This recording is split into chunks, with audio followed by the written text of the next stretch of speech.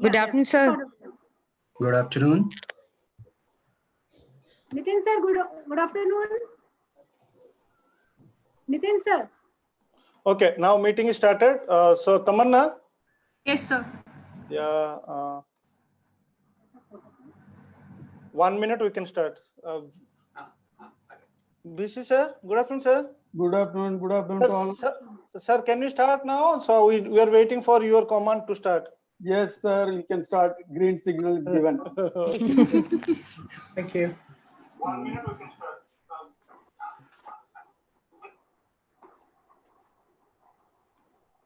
Tamanna. Shall I start? YouTube Yes. live streaming going on, sir. Yes, start. Am I audible? Yes.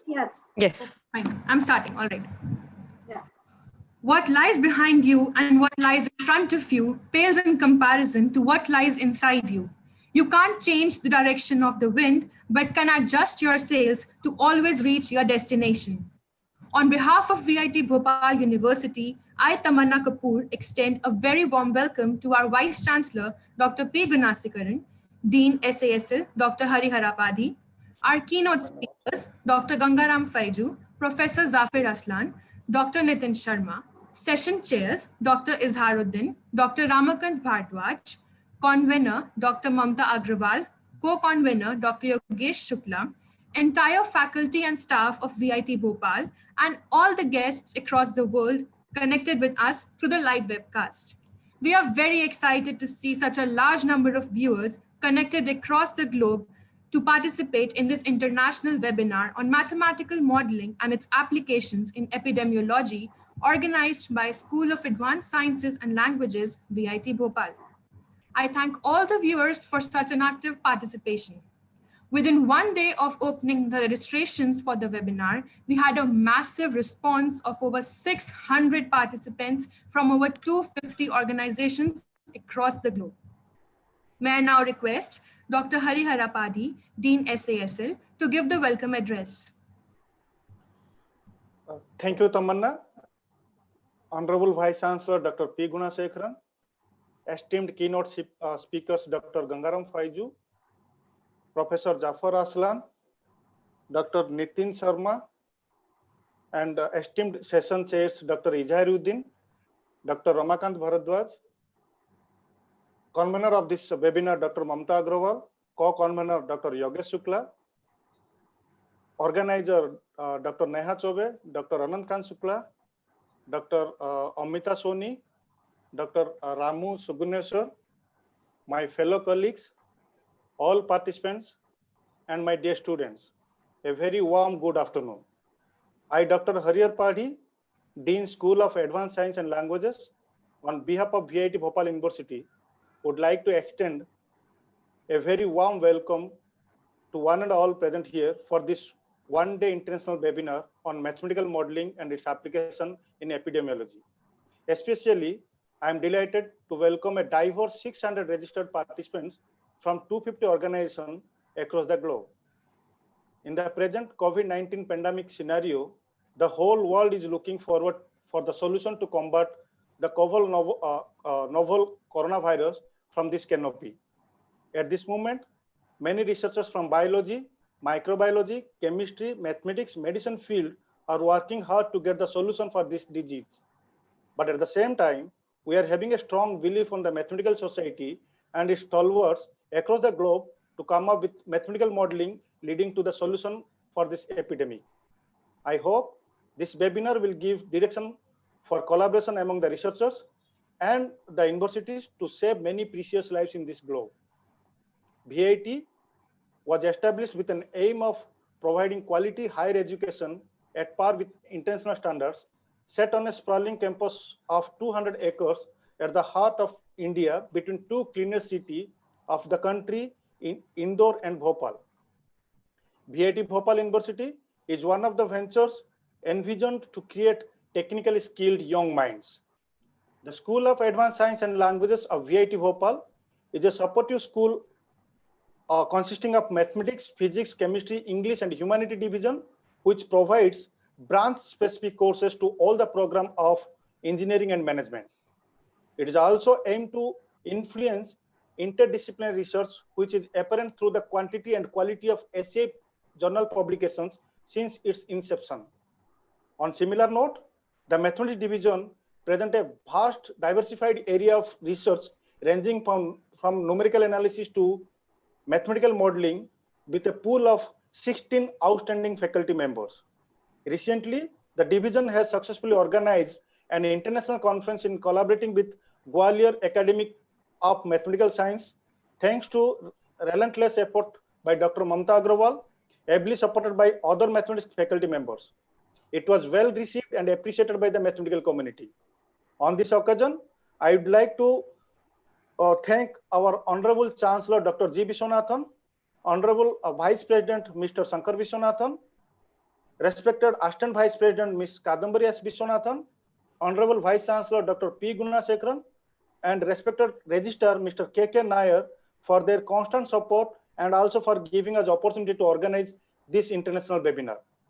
I would also like to thank the convener, Dr. Mamta Agrawal, Dr. Yogesh Shukla, and the organizers, Dr. Anand Kant Shukla, Dr. Neha Chobe, Dr. Amita Soni, Dr. R.P. Suguvanesar, and all the student volunteers like Ms. Mimansa, Ms. Tamanna, Ms. Mayank, and Ms. Sivendra for their hard work in the last week for organizing this webinar.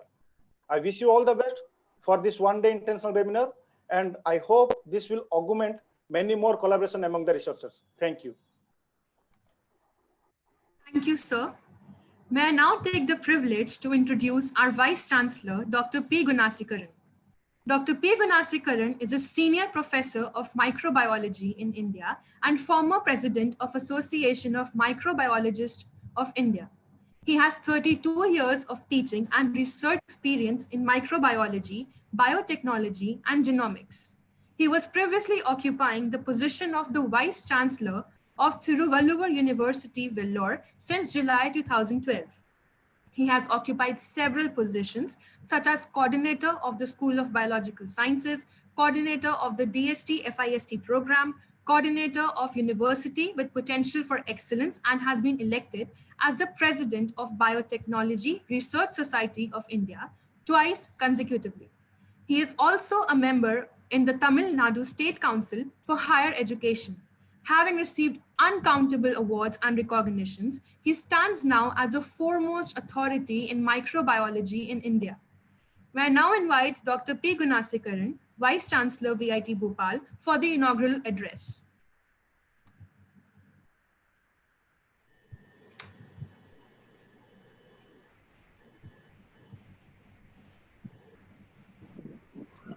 Sir, unmute Your yourself. mic is muted. Sorry. Very thanks to Ms. Tamanna Kapoor for introducing me at this juncture in the international webinar on mathematical modeling and its application in epidemiology. Good afternoon to all. It is my pleasure to participate in this inaugural session, international webinar, and also congratulate the organizers of this webinar.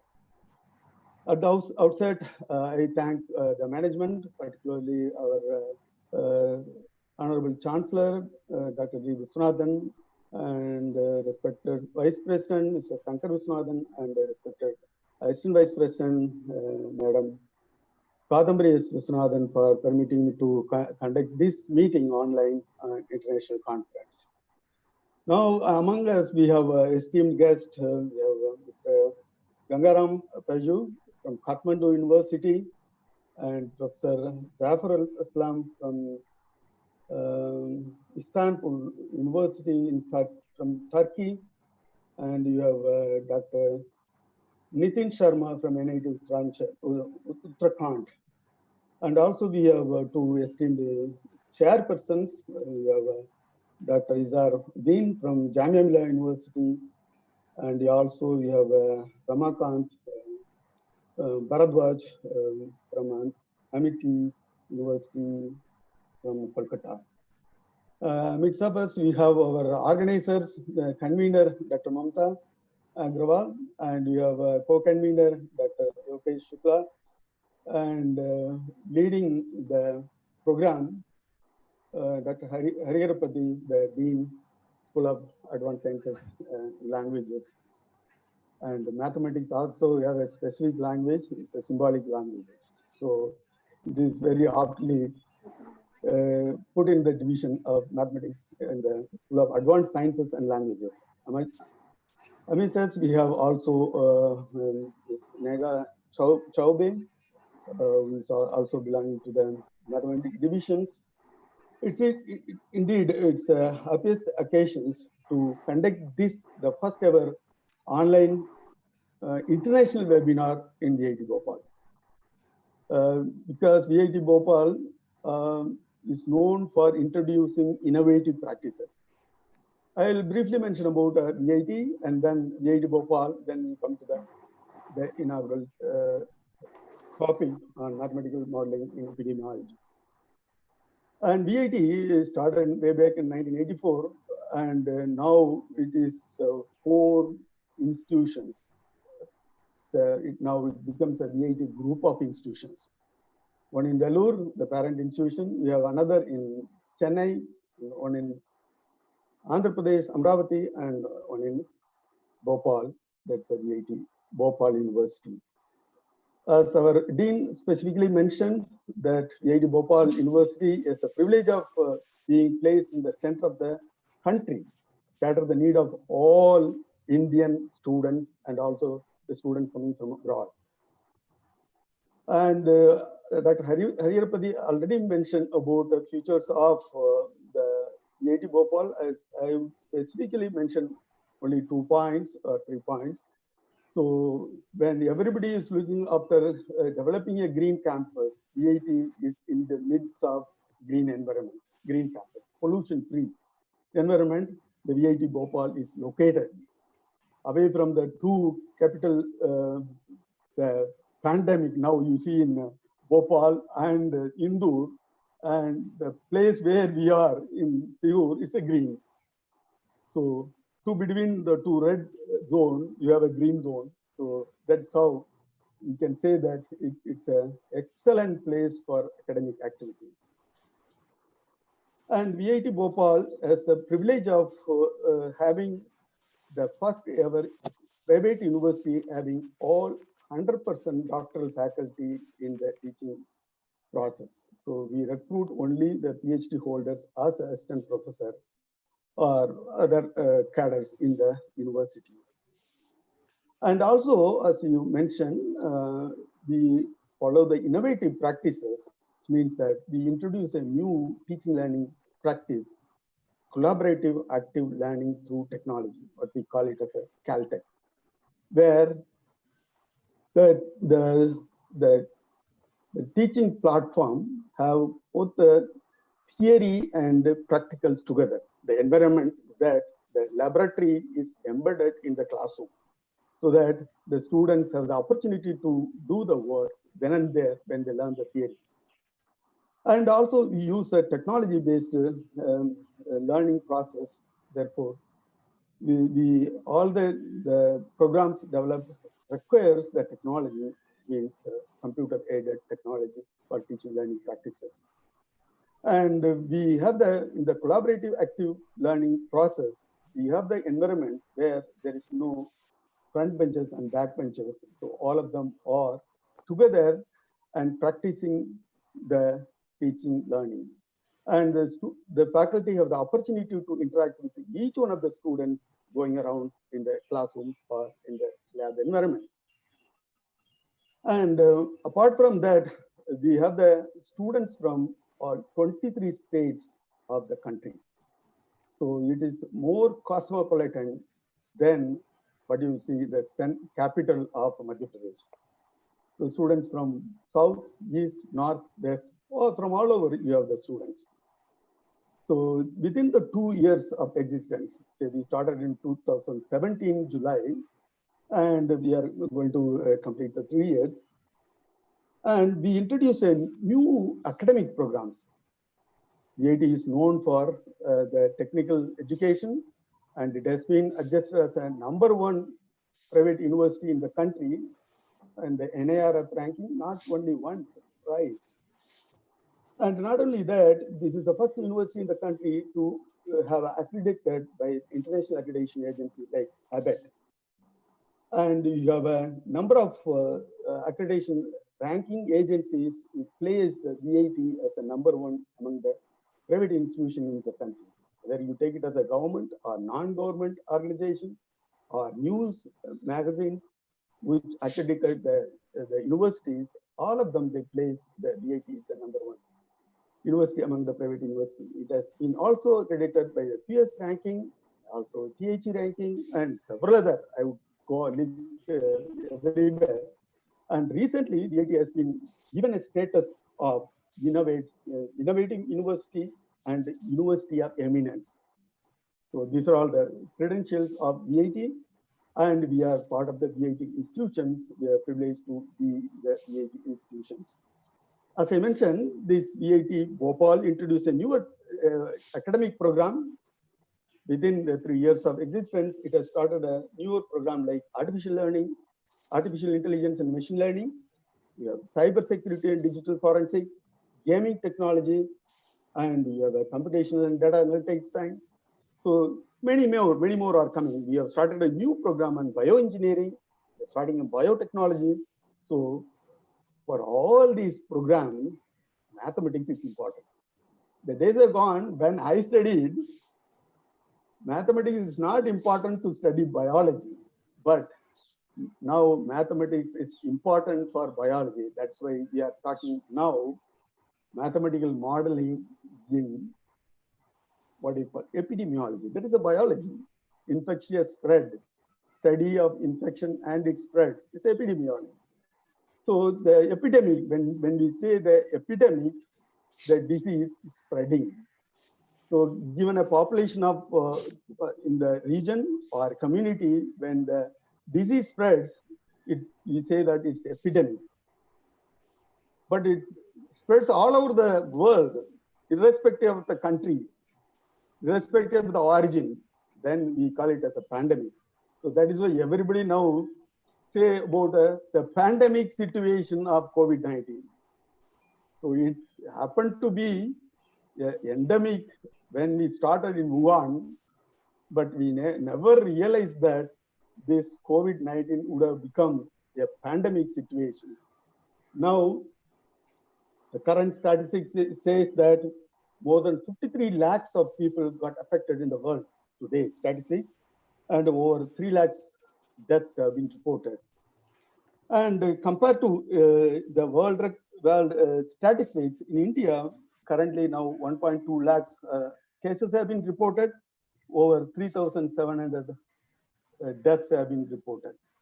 So compared to the other countries, the India is much better in the spread of the disease. We are contained in the disease spread. So when you say that when the disease outbreaks comes, so what happens in Wuhan, it's an outbreak. We don't criticize where it comes from, but it started from there. So we call it as an outbreak in Wuhan. Then it spreads around that region, it becomes endemic. Then when it spread other countries, irrespective of the races, irrespective of the country, irrespective of the region, then it becomes a pandemic. Now, how are we going to control these pandemic situations? One is medical issues. And supporting that, you have to have the strategies to apply the medical issues. So where the mathematics play a major role. Why do we study mathematics modeling? When we studied in biology, we never come across a mathematics modeling, but slowly the modeling becomes more and more useful in the biology. Take for example, DNA discovery. DNA structure model was given. So now all the school children, they use a structural model. So that also come from the mathematics. And you have a mathematics model. I think you are going to discuss a lot, whether it is a discrete model or stochastic model, whatever it may be, what you are going to talk. And this is going to be useful in determining the strategies. So what are the uses of this model, we say that now you are going to make a strategy using this mathematical model. So in general, what mathematical model is going to provide is some solutions. So that's what you are looking for. Then you want to make some interpretations. So you have a huge data, but you cannot interpret it. For example, when I studied the genomics data or proteomics data, and you have a lot of data, either the sequence data or say microarray data or structural data, you have a lot of things. How are you going to analyze? You, as a human being, one person cannot do it. You need a computational and mathematics principle to analyze the large number of data. That's why now the data analytics become an important area. So you will interpret based on the exploiting this mathematical modeling and computational modeling on the data available. Then after understanding and interpreting, then you will predict. So you'll predict something, and that you pose to solve the solutions, solve the problems. So then whether your model is correct or not, then you have to validate it. So somebody has to validate it. So that's why, take for example, in the recent studies, the prediction was given about the COVID was, during this period, you could have crossed 3 lakhs and 4 lakhs cases. It was predicted, some of the Indian institution has predicted. But now, it's not that much. We are still in 1.25 lakhs only, which means that there is some problem in the model. So all the models has to be validated before applying. But since the corona is a new case, new virus, we cannot validate it. Yes, we don't have a vaccine. We don't have a proper the system to study. Therefore, validation part cannot be done. That's why they interpreted, model it, that predicted that this much is going to be the cases. But now we are in the safer zone. And this model, now what do you expect from this? So as I mentioned, the biology, the mathematical modeling will be important. The once I mentioned that the DNA modeling is also important. Now the mathematical modeling can also work on how the infection spreads. So or how the immunity develops in the population or in the human being. Even the infection process can be modeled. When the pathogen enter into the human system, how the cells are the immunoglobulin producing cells, how are they going to react? How they produce immunoglobulin? These are all going to be, you can model it. And also how this pathogen overcome, that also can be modeled. So now having these biological principles of understanding the infection and the infection spread, the mathematician can make some assumptions and then predict a model how we are going to solve this problem. So now I can give a small hint how it is going to be done. Now, recent days, everybody is talking about herd immunity, the community immunity. So with the kind of population what we have in India, even if you have a vaccination, it will take some months together to vaccinate all these people. It's not that easy to control. So there is another area people now realize that also it is old one, but still now it's coming to the new information, develop a herd immunity. So when the population of the individual populations are there, when the immune persons are there, even a person who are not having the immunity also going to get protected from the infection. That's what the herd immunity is saying. Which means that how are we going to make or enhance the development of herd immunity? There, probably mathematician can play a role. You have the statistics, how many people, how the trend is going on, how many people are infected, how many people, if you take for COVID, it's a pleasant disguise. I would say that death is not that much. So if you say other viruses infection, the infection rate is very high, and the death rate is also high. But in the COVID, the infection rate is very high, but the death rate is low. So taking this as a message, study the trend of the infection spread among the population, and the people get recovered. So that means they become immune persons. So can we increase the persons carrying the immunity power? Then you will have a population where the herd immunity is more. So probably reducing the infection spread. Say normally when there is no herd immunity, what it is says in the present condition is that COVID spread is 1% to 2.5%. So the herd immunity is more, the disease spread, infection rate will come down less than the population where the herd immunity is there.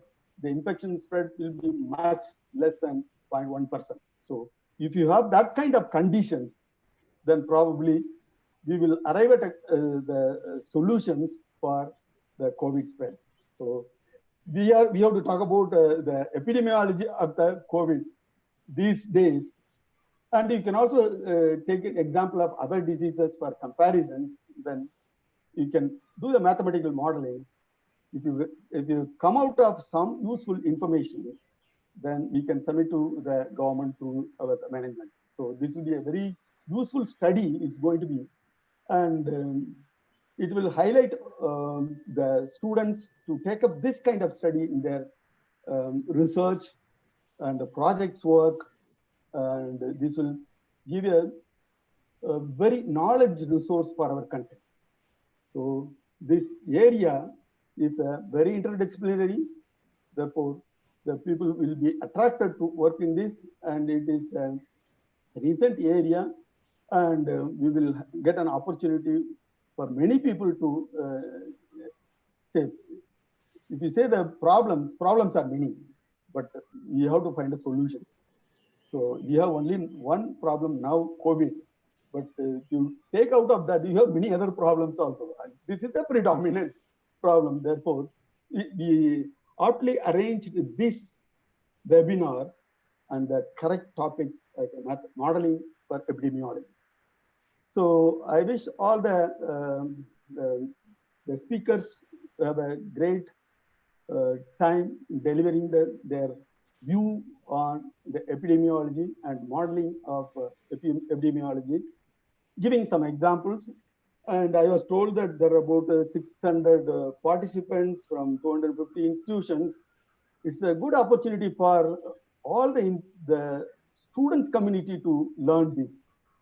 Even if you have organized this meeting in the campus, off-campus mode, then not online, but in the campus mode, probably would not have got this many participants. Even if you have this many participants, you cannot do it in one day.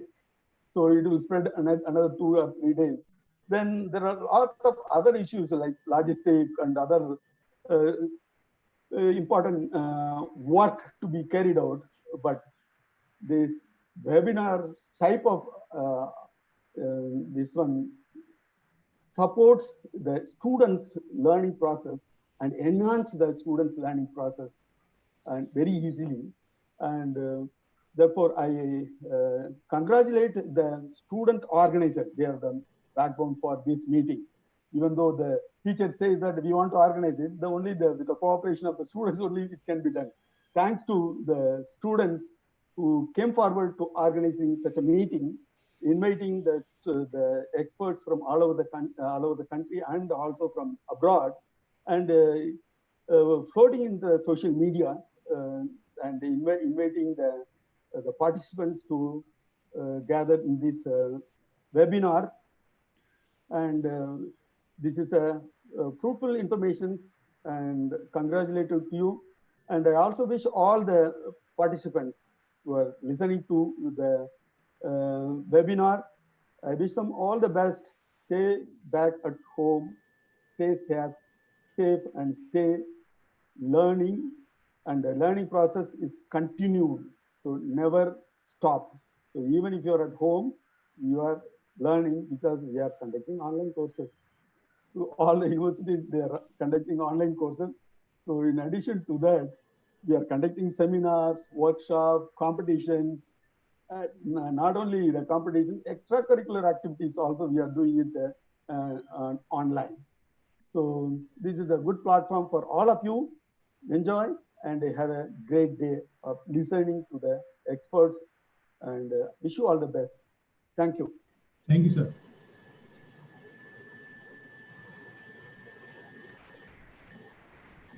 Thank you, sir. May I now invite the co-convener, Dr. Yogesh Shukla, for the vote of thanks of the inaugural ceremony. Thank you, Tamanna. Good afternoon, one and all. I, Dr. Yogesh Shukla, on behalf of organizing committee, extend my heartfelt thanks to Honorable Chancellor of VIT University, G. Viswanathan, sir, respected Vice President, VIT University, Mr. Shankar Viswanathan, sir, respected Assistant Vice President, VIT University, Ms. Kadambari Viswanathan, ma'am, for their motivation, guidance, and all support to organize this event. Thank you.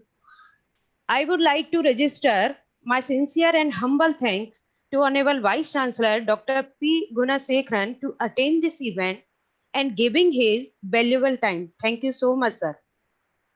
I would like to place on record our gratitude to respected Dean SASL Dr. Harihar Padi sir for his constant support and given opportunity to organize this webinar. Thank you so much, sir. I also extend my thanks to all faculties of VIT, staff, participants, and students. Thank you to all. Now Tamanna will continue. Thank you. So now the webinar is open, declared as open. Thank you, sir. Thank you, sir. Thank you. Have a good day. The viewers are free to ask any doubts or questions from the speakers by typing them in the chat box on YouTube. The session chair shall ask your doubts from the respective speakers once their session ends. May I now take the privilege to begin with this webinar. For session 1, I would like to introduce the session chair, Dr. Mamta Agrawal. Dr. Mamta Agrawal is the Senior Assistant Professor at Department of Mathematics, VIT Bhopal. She has done her PhD and postdoctorate from Manit, Bhopal. Dr. Mamta has presented over 32 papers in conferences held globally. She has also published 18 research papers and has done projects such as Indo-Austria and Women Scientists Scheme A. Dr. Mamta is also a member of several societies like Gwalior Academy of Mathematical Sciences, International Association of Engineers, to name a few. May I now hand over the session to Dr. Mamta Agrawal and Dr. Gangaram Faiju. Thank you, Tamanna, for inviting me to chair the session.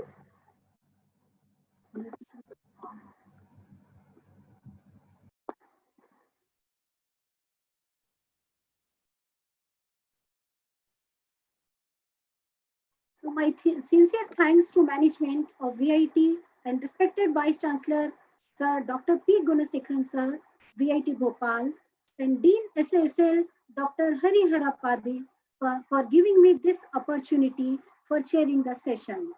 I also welcome participants, guests, and speakers present over here. Now I am going to invite and introduce first speaker, Dr. Gangaram Faiju. Dr. Gangaram Faiju is Assistant Professor in Department of Mathematics, Nepal University, Kathmandu. His research interest is on mathematical modeling, especially in modeling in infectious diseases, prey-predator models, and PDs also. He has published around 16 national and international papers, including proceedings. He has also published several papers in conferences and workshops and seminars.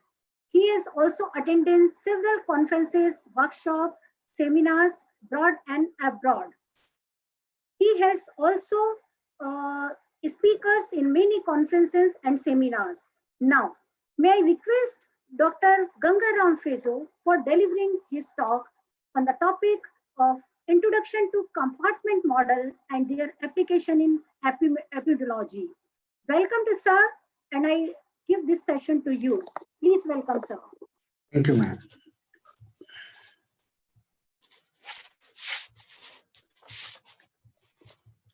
Is it visible, ma'am? Yeah, no. Sir, please share your slides.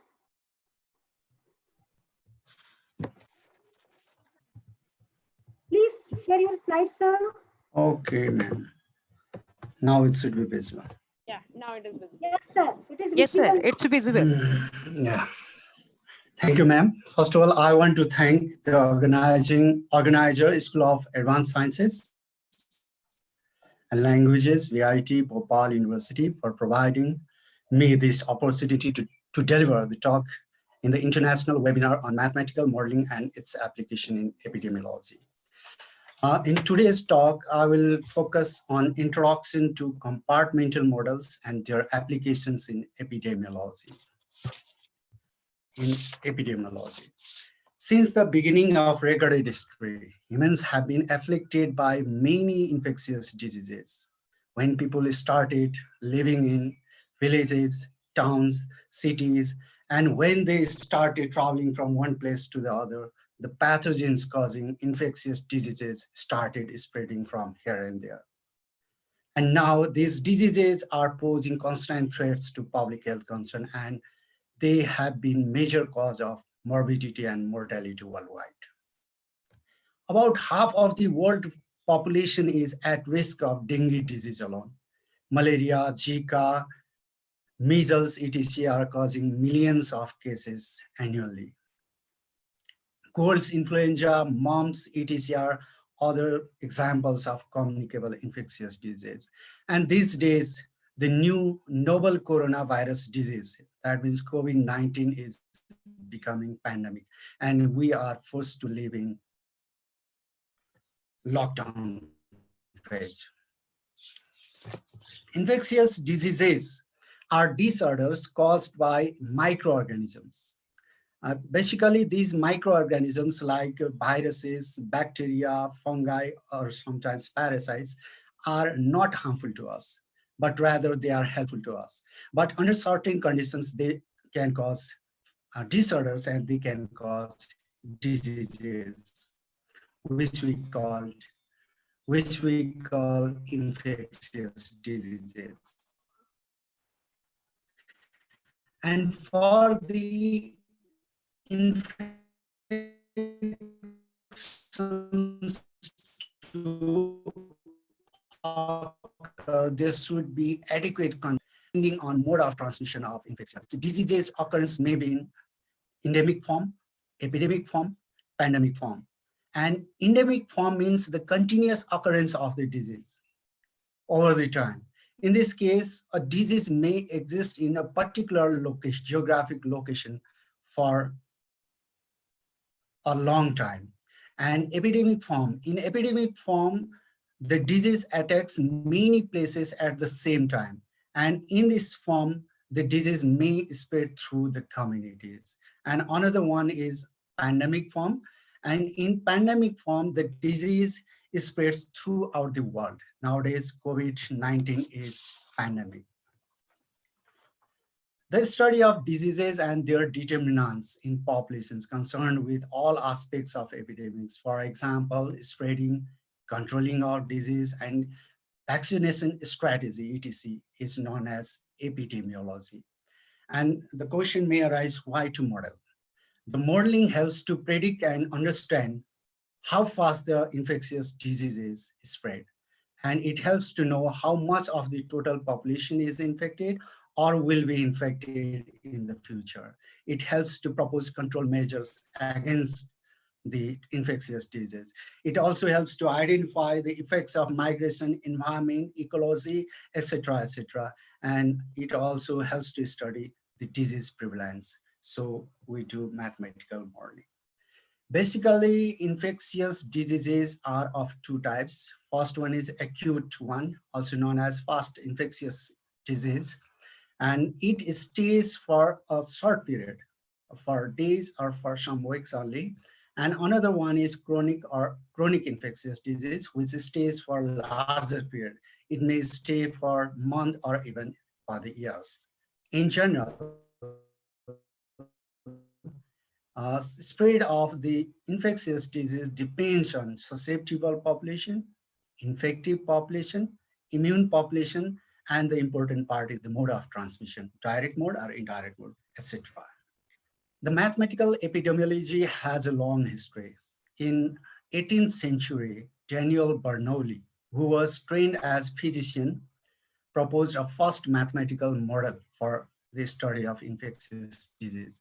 He modeled it for smallpox, and he evaluated the effectiveness of inoculating healthy people against the smallpox virus. Later, Hammer emphasizes that the transmission rate of infectious disease depends on the population sizes of susceptibles and infectives. In his work, A Discrete Time Model, to understand the recurrence of measles epidemics. Till up to now, all the works were based on the empirical approach, but the whole scenario changed when in 1911, Ross developed differential equation models for malaria, and two of his students, Carmack and McKendrick, developed extended Ross model, which are known as compartmental models. These models have become so much popular that people are still using this type of models to study transmission dynamics of infectious diseases.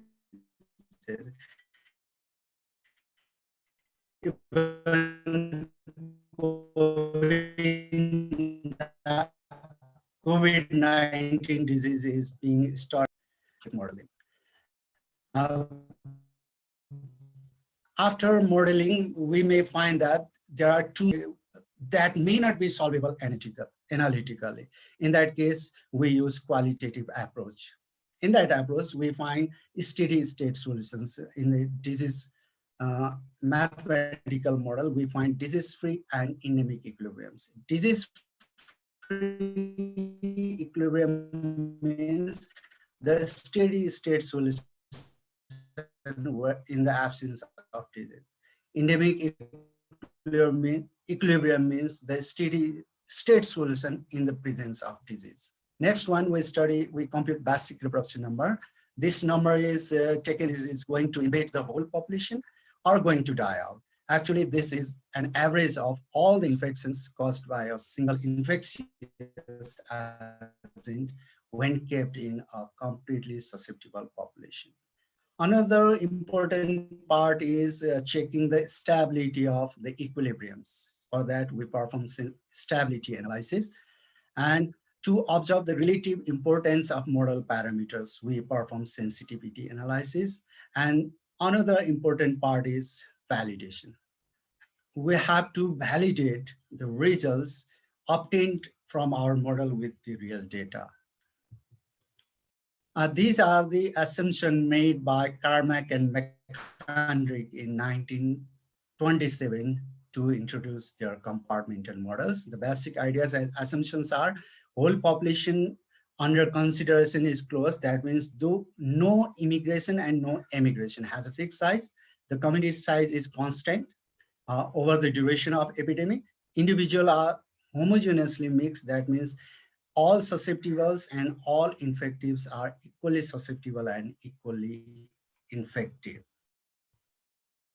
And this is the schematic diagram for SI and SIS compartmental model.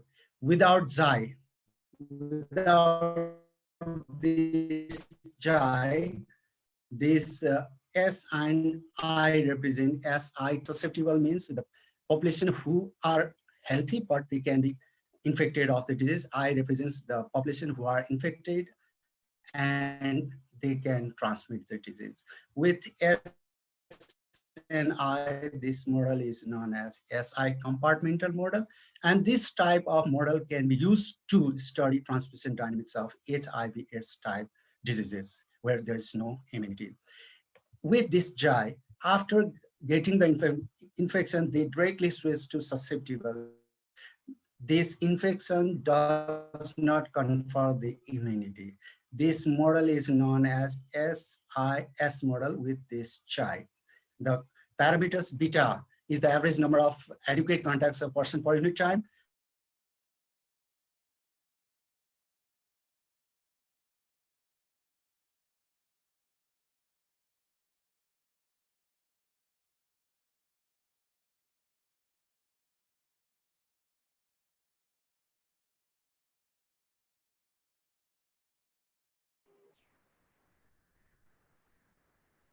We are not able to hear, sir.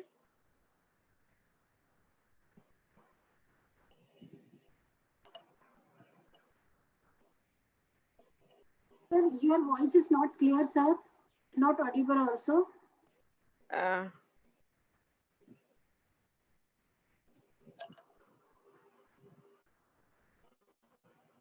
Sir?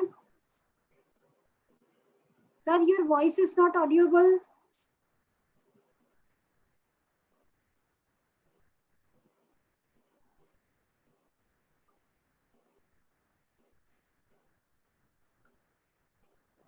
Gangaram, sir? maybe network problem, ma'am. Yeah, network Yeah, issue. maybe. There must be some error at his part. We'll wait for a minute and we'll get back. Okay, ma'am. So your voice is lacking and your audio has many glitches in between. Now is it clear, ma'am? Yes, sir. Yes, sir. Please continue. Yes. Okay, thank you, ma'am. Thus, this is the model known as SI and SIS models. SI and SIS models, Please these share are. the screen, sir. And, sorry? Sir, please share the screen. Sorry, sir. Can you Share share? the screen, please. Okay. So connection is lost.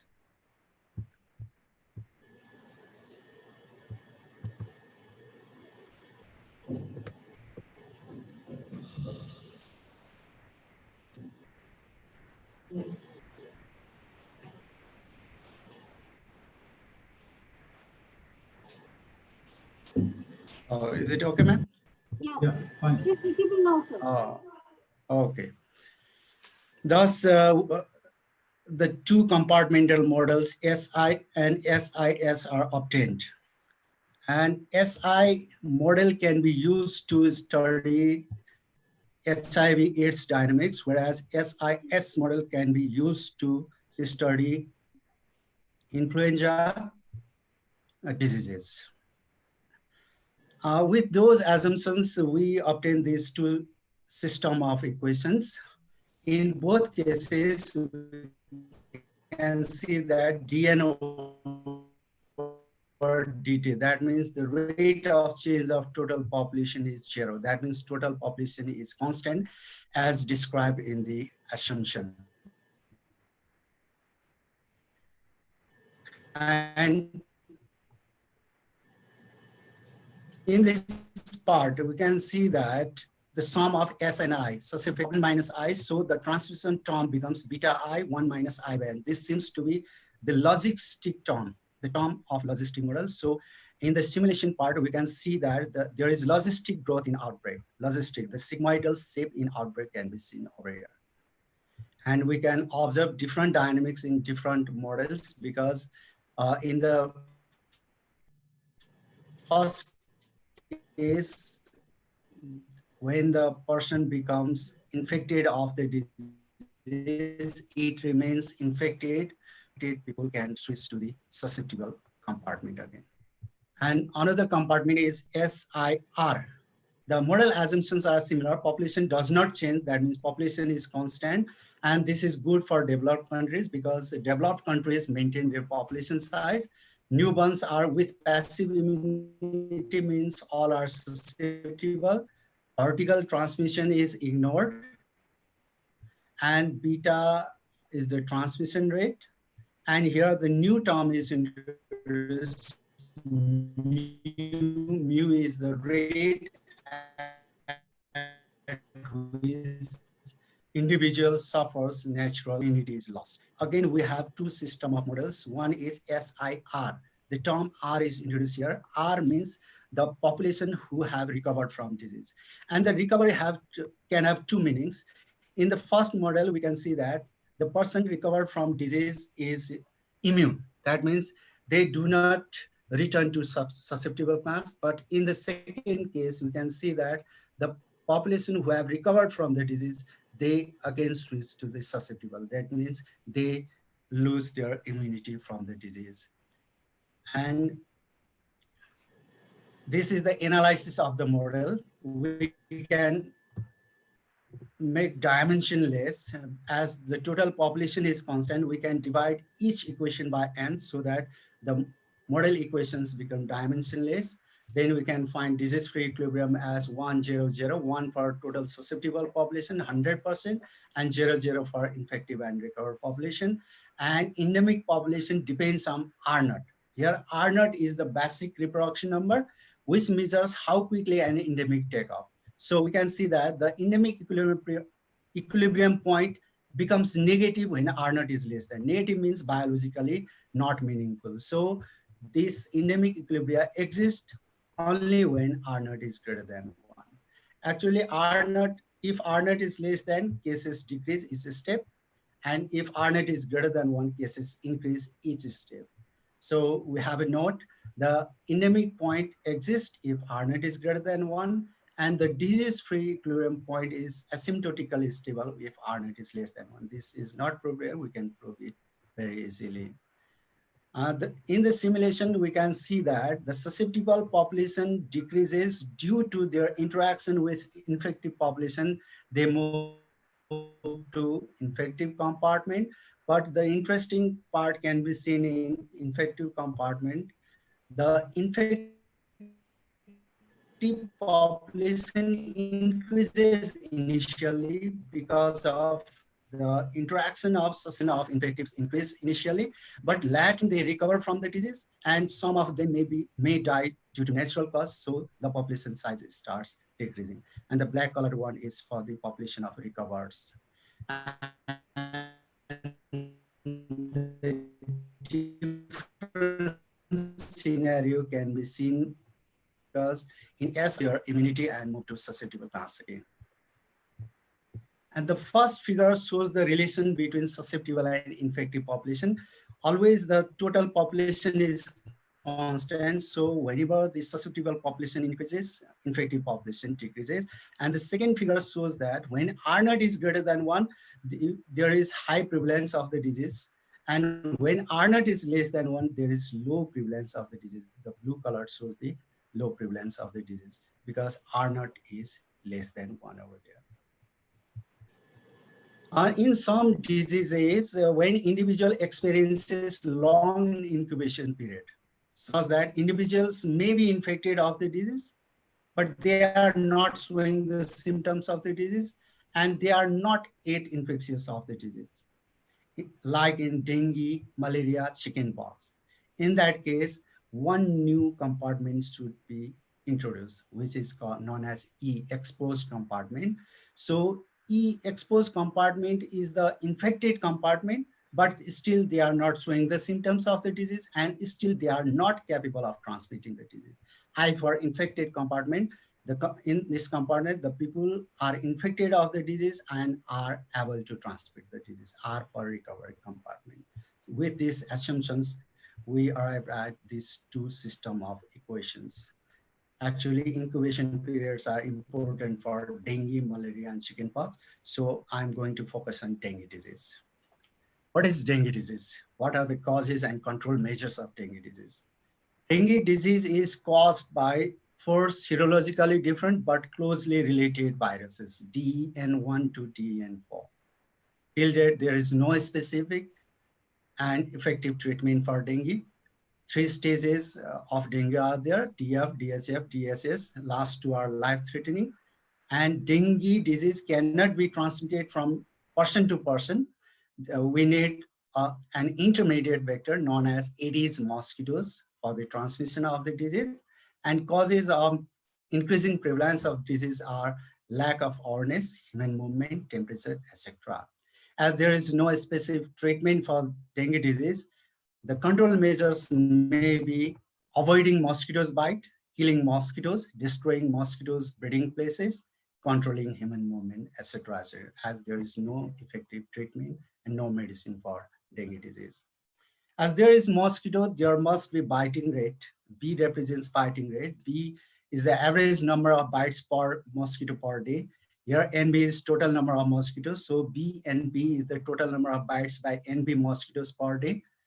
NS is total number of humans. So BNS, NB by NS is total bites per day per human. With this discussion, and beta H is probability of transmission of dengue virus. So beta S, BIV by NS is force of infection from mosquitoes to humans. And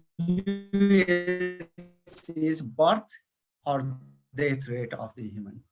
And for the simplicity, we have used both birth and death rate are same, so that we can see that due to interaction here, B represents for vector population.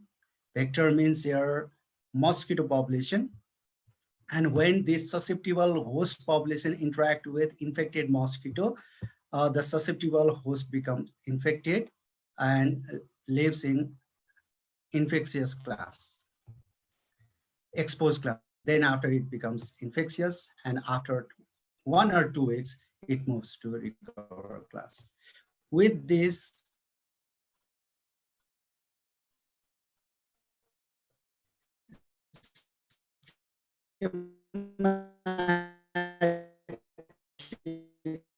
diagram, we obtain this system of model equations to study as this large expression.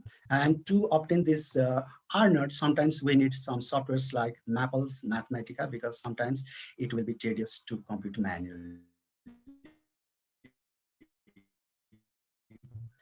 And two propositions, as in before, there always exists a unique disease-free equilibrium point, and if R0 is greater than the unique endemic equilibrium point exists, it can be shown. It actually, the endemic equilibrium point depends on stable when R0 is less than 1. And if these things, and in next generation matrix method, this is defined as reproduction number.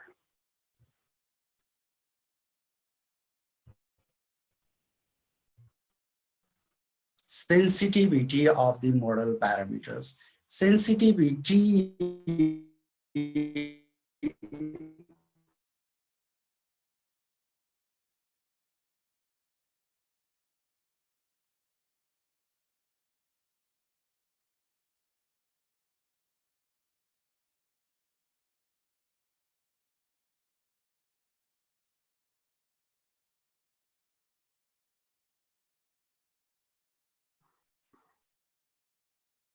Sir, you are not audible. We cannot hear you, sir.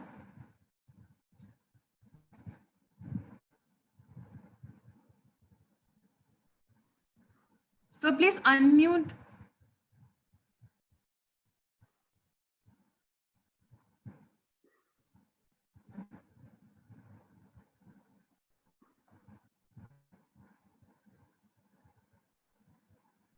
Gangaram sir, you are not audible. Yeah, now am I audible, sir, ma'am? Yes, yes, sir. Yes, sir. Yeah, there is internet problem today. What's the Yes. problem? And these Simulation shows the importance of model parameters, which parameter is important and which parameter is less important. Normally, we can see that the biting rate and death rate of mosquitoes are more important than others. And in the model, we can incorporate human movement also. Here we can see that MIJ and MJI are human movement rates. MIJ means moving from jet patch to iPad. Patch means some cities or some towns. And with these mobility terms, we can construct this type of model. And this model can be simulated in this way when only 2 patches are considered. In this 2-patch system, we have suppose that in first patch, the temperature level is between 20 and 30 degrees.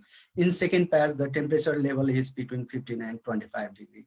And it is observed that the first patch is high disease prevalent patch and second patch is low disease prevalent patch.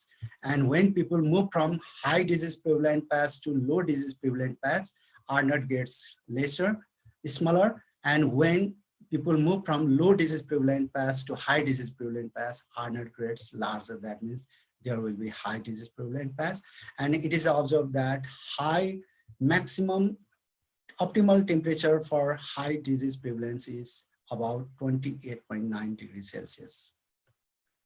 And this is the model for malaria disease transmission. In case of malaria, the people recover from disease again move to the susceptible part. So there is the waning rate rho h. Waning rate is rho h. And with this assumption, all remaining things are similar to that of dengue disease. So we obtain this system of equation. The difference is this rho h rs term in the first equation and in this fourth equation. Sorry, yes. And lastly, I have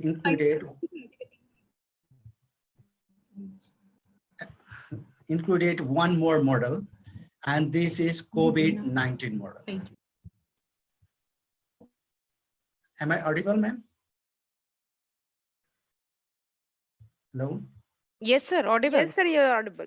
Audible, sir. As the COVID-19 is a new coronavirus disease, still many things are to be found out. It is said that it has 2 exposed periods. One is pre-exposed E1, another one is post-exposed E2. E1, E2, in both stages, the patients do not show the symptoms of the disease. But in E2 stage, the patient can transmit the disease, and in E1 stage, the patient cannot transmit the disease. So E2 is the infectious part. And similarly, there is 2 infectious compartments, I1 and I2. I2 is critically infectious part. That means this I2 may cause death or they can move to the hospital. I1 part also can move to the critically infectious part, or they can be sent to the hospital, and both move to the recover part. Some people die due to COVID-19. Apart from these models, I have only discussed the deterministic ODE models. Apart from these models, one can use PDs to study diffusions and advection effects in transmission of infectious diseases. One can use stochastic or probabilistic models instead of deterministic ODEs, and to address uncertainties of the model parameters, fuzzy logic, random Laplacian operators can be used. Also, vaccines, rainfall, temperature impacts can be introduced into the models to get more realistic results. In short, compartmental models are very much useful in modeling infectious diseases. And this is the model equations for COVID-19. And these are few important references I have gone through to prepare this talk. Thank you very much.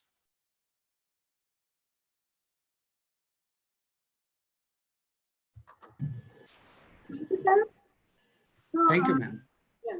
So this is very informative session, sir. participants are also commenting about your session. They are Thank you. appreciating your session. And sir, there is some query from the participant side. So may I ask you? Yeah, of course. Yeah. So the first question from the Dr. Sonendra Gupta. Yeah. He's asking how to use mathematical modeling in reliability system. In reliability system, Yes. mathematical model reliability, reliability means apart from epidemiology, or what he wants to ask? We want to ask actually mathematical modeling in reliability system. Reliability. Yeah. Or reliability. Okay, then that could be measured, but I think compartmental models may not fit for that. Reliable. Okay. Okay, sir. So some students also want to share your slides. So can we share the slides to them? Yeah, of course. They are asking about this. Okay. They have liked very much of it. And the second question is from the Neha Chobe, madam. She's asking which type of mathematical model you use to calculate sensitivity and stability analysis. So like this question is also same question for the previous one. For sensitivity analysis in epidemiology, normally it is performed with R0. I have not written over. It is the term partial derivative of basic reproduction number with respect to response parameters, of which parameter you want to check the sensitivity. If you want to check the sensitivity of parameter biting rate B, you have to find del R0 over del B. And if you want to check the sensitivity of the parameter beta H, you have to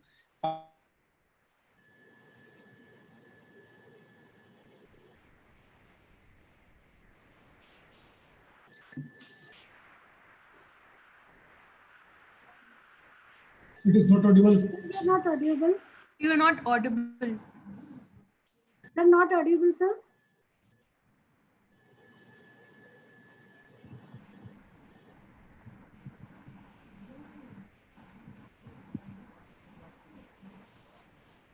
Sir, you are not audible.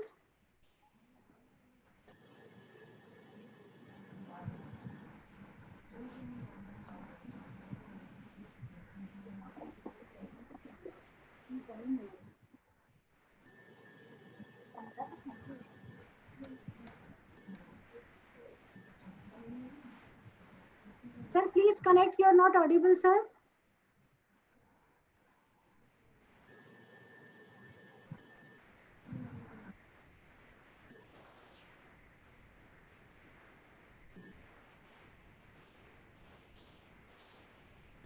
Tamanna? Oh, you are not audible, sir. Please try to connect.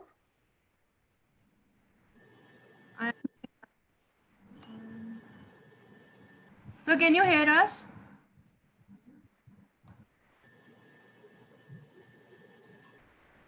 I think there is some network issue. So we have 5, 6, 7 questions are left for asking him. Yes, sir. Ma'am, I think sir is ready, ma'am. You can ask. Please continue, sir. Yeah. And for stability analysis, there is Roth-Harwitz criterion, one, ROUT.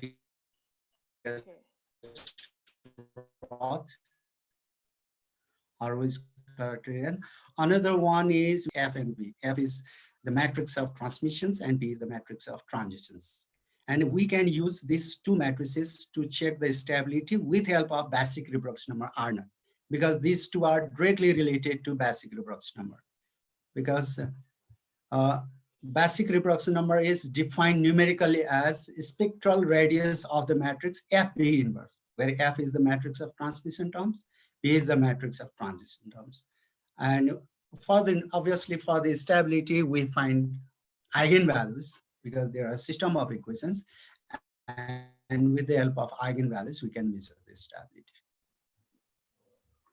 Okay, sir. So another question is, Suppose we need to model for real-time applications. So how Yeah. many samples to be considered? This question is from the Prasad Jogi. One Uh, participant. s- okay. Samples.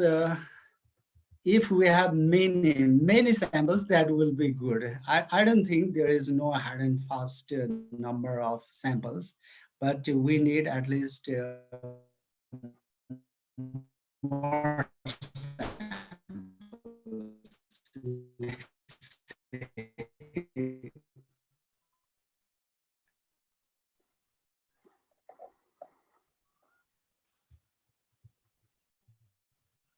Disconnected. Again problem. yeah. I am listening, ma'am. Yeah. So another Yeah, question. yeah. If we design model related to disease, then how we analyze This and is validate it? Again, the same question from the how participant. we, yeah. How we analyze, Yeah, you want to and ask. validate it. Oh.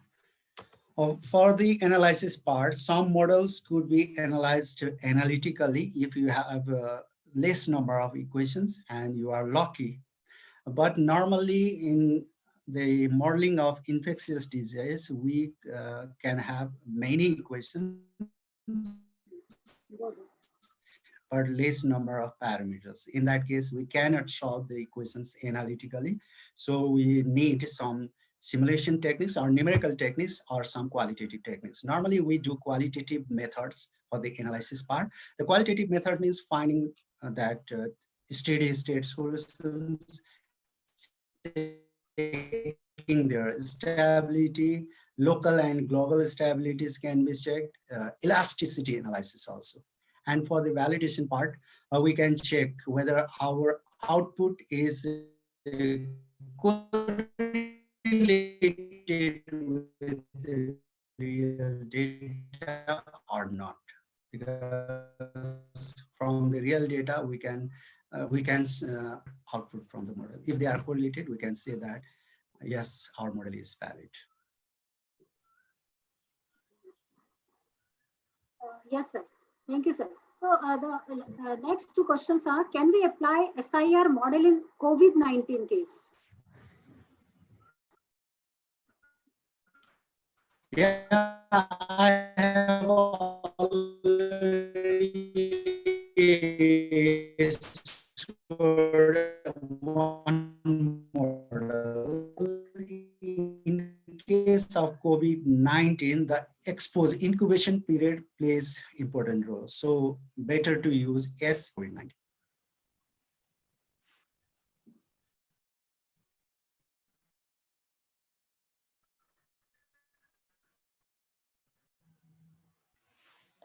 Hello, madam. Okay, sir. Thank you so much for your informative session, sir. So may I request to Tamanna to continue for the session number Thank 2. you, Thank ma'am. you, sir. Thank Thank you, you. sir. Thank you, ma'am. Thank you. Thank you, sir. For session 2, I would like to Thank invite you. the session chair, Dr. Izharuddin.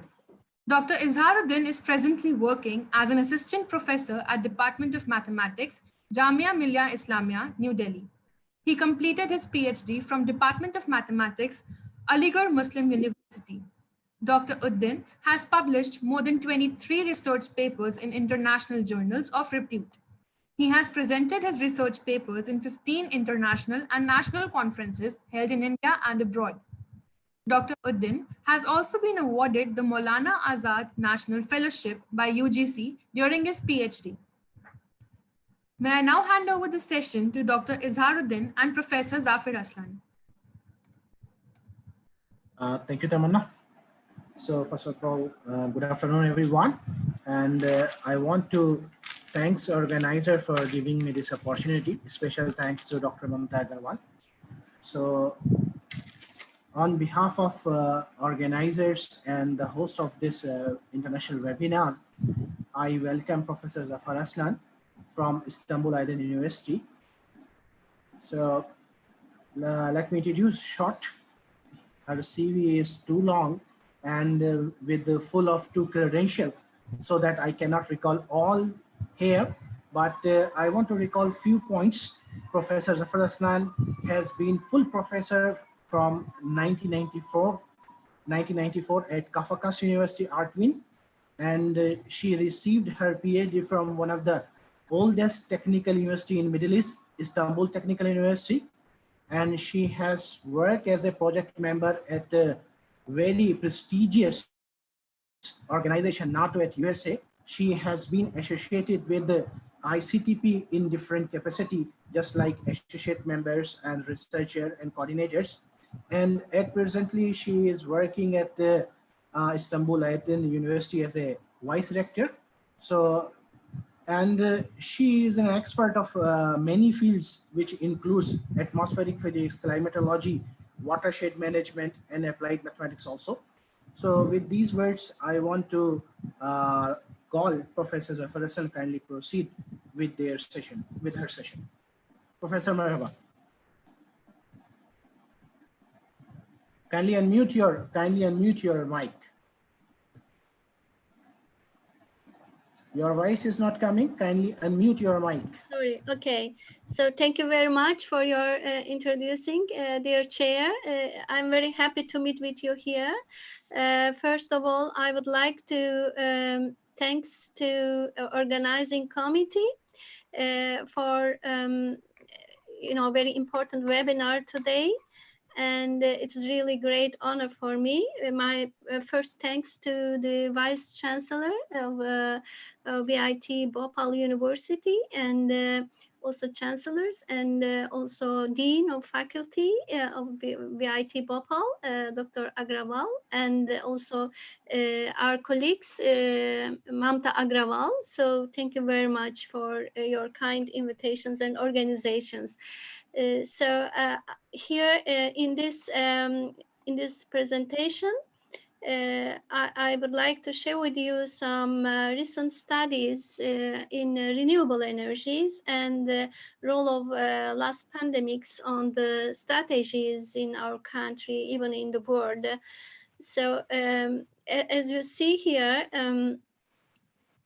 the contents of my presentation covers the first part, in general introductory remark of renewable energy in global scale, and I will try to focus in Turkey for having the wind energy potential and solar energy potential, and also some model and applications for the prediction of the wind speed and solar radiation.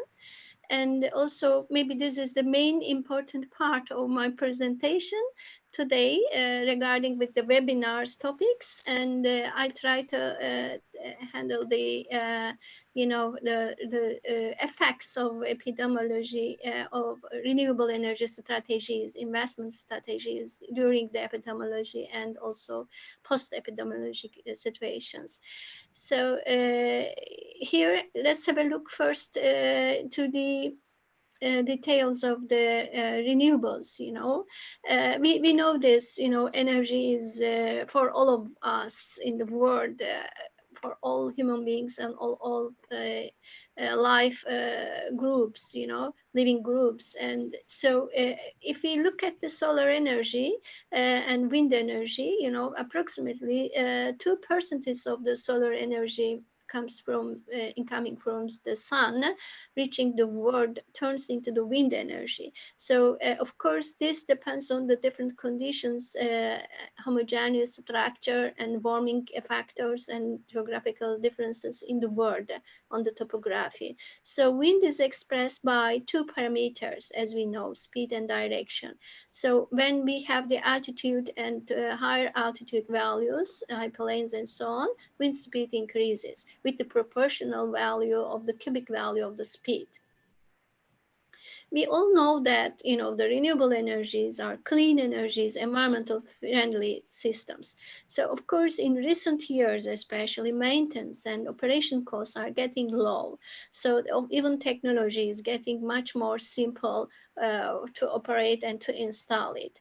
So if we have a look at the global wind atlas here in Turkey, we have the mean wind speed values. As you see, the variation is from green parts to the reddish color, and the reddish color has much more favorable areas with the wind speed up to 87 meters per second, western part of Anatolia, with almost with the similar potential with the Scandinavian countries and Ireland and so on. Even if we have a look at the India here, southern part, we have the similar potential of the wind speed at 10 meters above mean ground level. And if we look at the global solar map, here we have again the similar scale, but of course the unit is different in kilowatt per hour. And we have here the reddish parts, as you see, southern Anatolia, mainly eastern parts, and even India and in northwestern parts of it, and upper altitudes. We have almost 1,000 and 2,000 kilowatt per hour incoming solar radiation. And as you know, the wind speed and installation is very different applications. It has different applications in the world, like irrigation and cooling systems and heating systems and so on. And if we look at the details in the map, as you see, it is very complex. And for modeling of the topography and modeling of the wind energy potential in different altitudes above mean ground level, we need to apply some different models. And also, of course, the no casting and short casting is very important by using different mathematical modeling. And here I would like to share with you the total power generation estimation in the wind power. This is a case study, during the last 2 days. Indeed, I think 3 days ago, I just checked the actual production value in the unit of megawatt and the forecasting value, the blue lines. As you see here at the beginning, the model prediction has the lower estimation problem, but later on, it has the overestimation. But here at this contact time here, 19th May, we have almost very close value to the actual wind speed and wind energy power. So forecasting values and probabilities of the quartiles are listed here. So if we look at the different details, summaries related with the wind energy power. And let's have a look very shortly on the installation systems. In 2019, we have additional 687 megawatt installed capacity of the power plants. So with this system, it is increased up to 9% from the previous year. And then we have here almost 198 wind farms capacity in Turkey, which reach up to the 8,000 megawatt at the end of the 2019. So of course, the average wind speed and sharing of the generation of the electricity is almost 7%. So wind power plants still under construction, and with the capacity of 1,309 megawatt. And overall Turkey, we have estimated potential of the Turkey is around 48,000 megawatt. So as I would like to understand that the energy sector in Turkey has been one of the top 3 leading sectors based on the Turkish Wind Energy Union report. And second one is excuse me, can you make your presentation a slide mode, either pressing F5 or slide like this? mode? Yeah. Yes, like this, yes. Yeah, is it better? Thank you very much. Thank you, Dr. Udin. Thank you very much. So here also we have, solar energy, which is, you know, even wind is originated from the solar. They are all solar thermal energy sources. And if we look at the further details to the solar energy map, as you see, the southern and eastern part of Anatolia, and also here, near vicinity of the Antalya, has very promising areas, and we have too many installations. Even we have very low potential, but even if we have the cloudy conditions, you know, because of the physical optics, reflection and absorption ratios, still we have some energy. Even in northern part of Turkey. So if we look at the energy investment and different sharing possibilities, as you see, hydraulic corresponds 8%, and thermic is almost zero, very less part, and gas is around 6%, and biomass is 17, even 18. And wind and solar combined, you know, we have here 67% of the whole energy sharing. And we have here the individually solar contribution as a power in megawatt, you know, 83, and the wind is around 56. So we have great applications on both sources. And I would like to share with you one of the recent applications in new vicinity of the Istanbul, in European side. This is the, you know, floating photovoltaic design.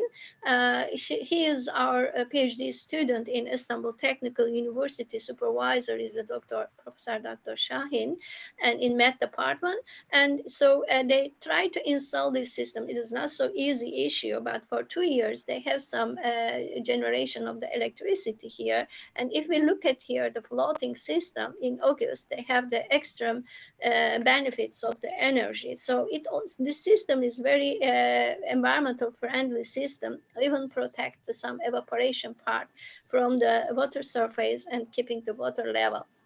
And if we look at the modeling analysis in our presentation, my main target is to create a renewable and low-cost energy potential and prediction. So in recent years also, solar wind hybrid systems are getting much more popular and most efficiently used, and they reduce the cost. So here is our study area, near vicinity of the Büyükçekmece, you know. Here is the Bosphorus, and here is the Black Sea, as you see. Here is the Marmara Sea, and Büyükçekmece Lake is here, where the floating measuring systems have been installed. Just in previous slide, I mentioned you. And here is the land measuring systems. There is a tower here. This is our study area. And if we look at here, our university is somewhere here, near vicinity of the Atatürk Airport, you know, previous airport. So Istanbul Aydın University, we work here. And the details of the station coordinates and so on, and the tower is around 50 meters above from the mean ground level. And we had the 1 year period with the sampling rate every 10 minutes. And we just considered these variables as an input, excuse me. And first one is the solar radiation and wind speed, air temperature, UV radiation index, soil temperature, even at the 5 centimeter above mean ground level, and wind direction. So as you see the tower, the height of the measuring systems are around 10 meters. So regarding with the methodology, I would like to mention a little bit about the wavelet tool. On this meaning, we are very oblique to Professor Abul Hassan Siddiqui. Unfortunately, he passed away last January, and also, you know, his colleagues, Professor Manchanda. And so we had a great cooperation during the last 25 years, supported by Office of External Activities in Italy, in ICTP. So they visited us many times. We tried to organize the firstly IWW wavelet workshops. Now it turns out the international conference. We were organizing the last one in the University of Trieste during the August. Unfortunately, it was postponed to the 2021. So we would like to share the announcement with you and with all colleagues, I hope.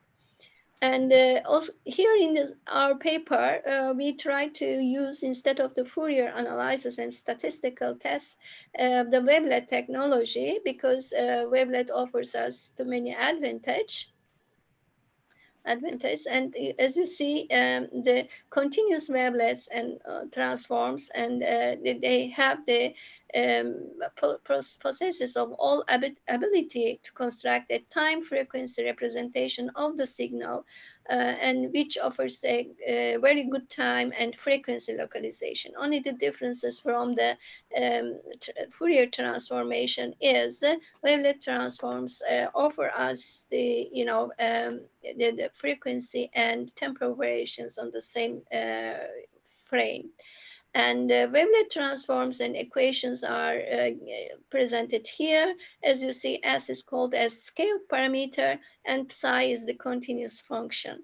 And we generally use, of course, there are many functions related with the wavelet applications, but we generally use the Debichev functions. And we are thankful to Ingrid Debichev, who is the very famous scientist in Canada. And we just to apply the scaling functions and detailed by using the Debichev. Here is an example of the Debichev functions in 3D situation.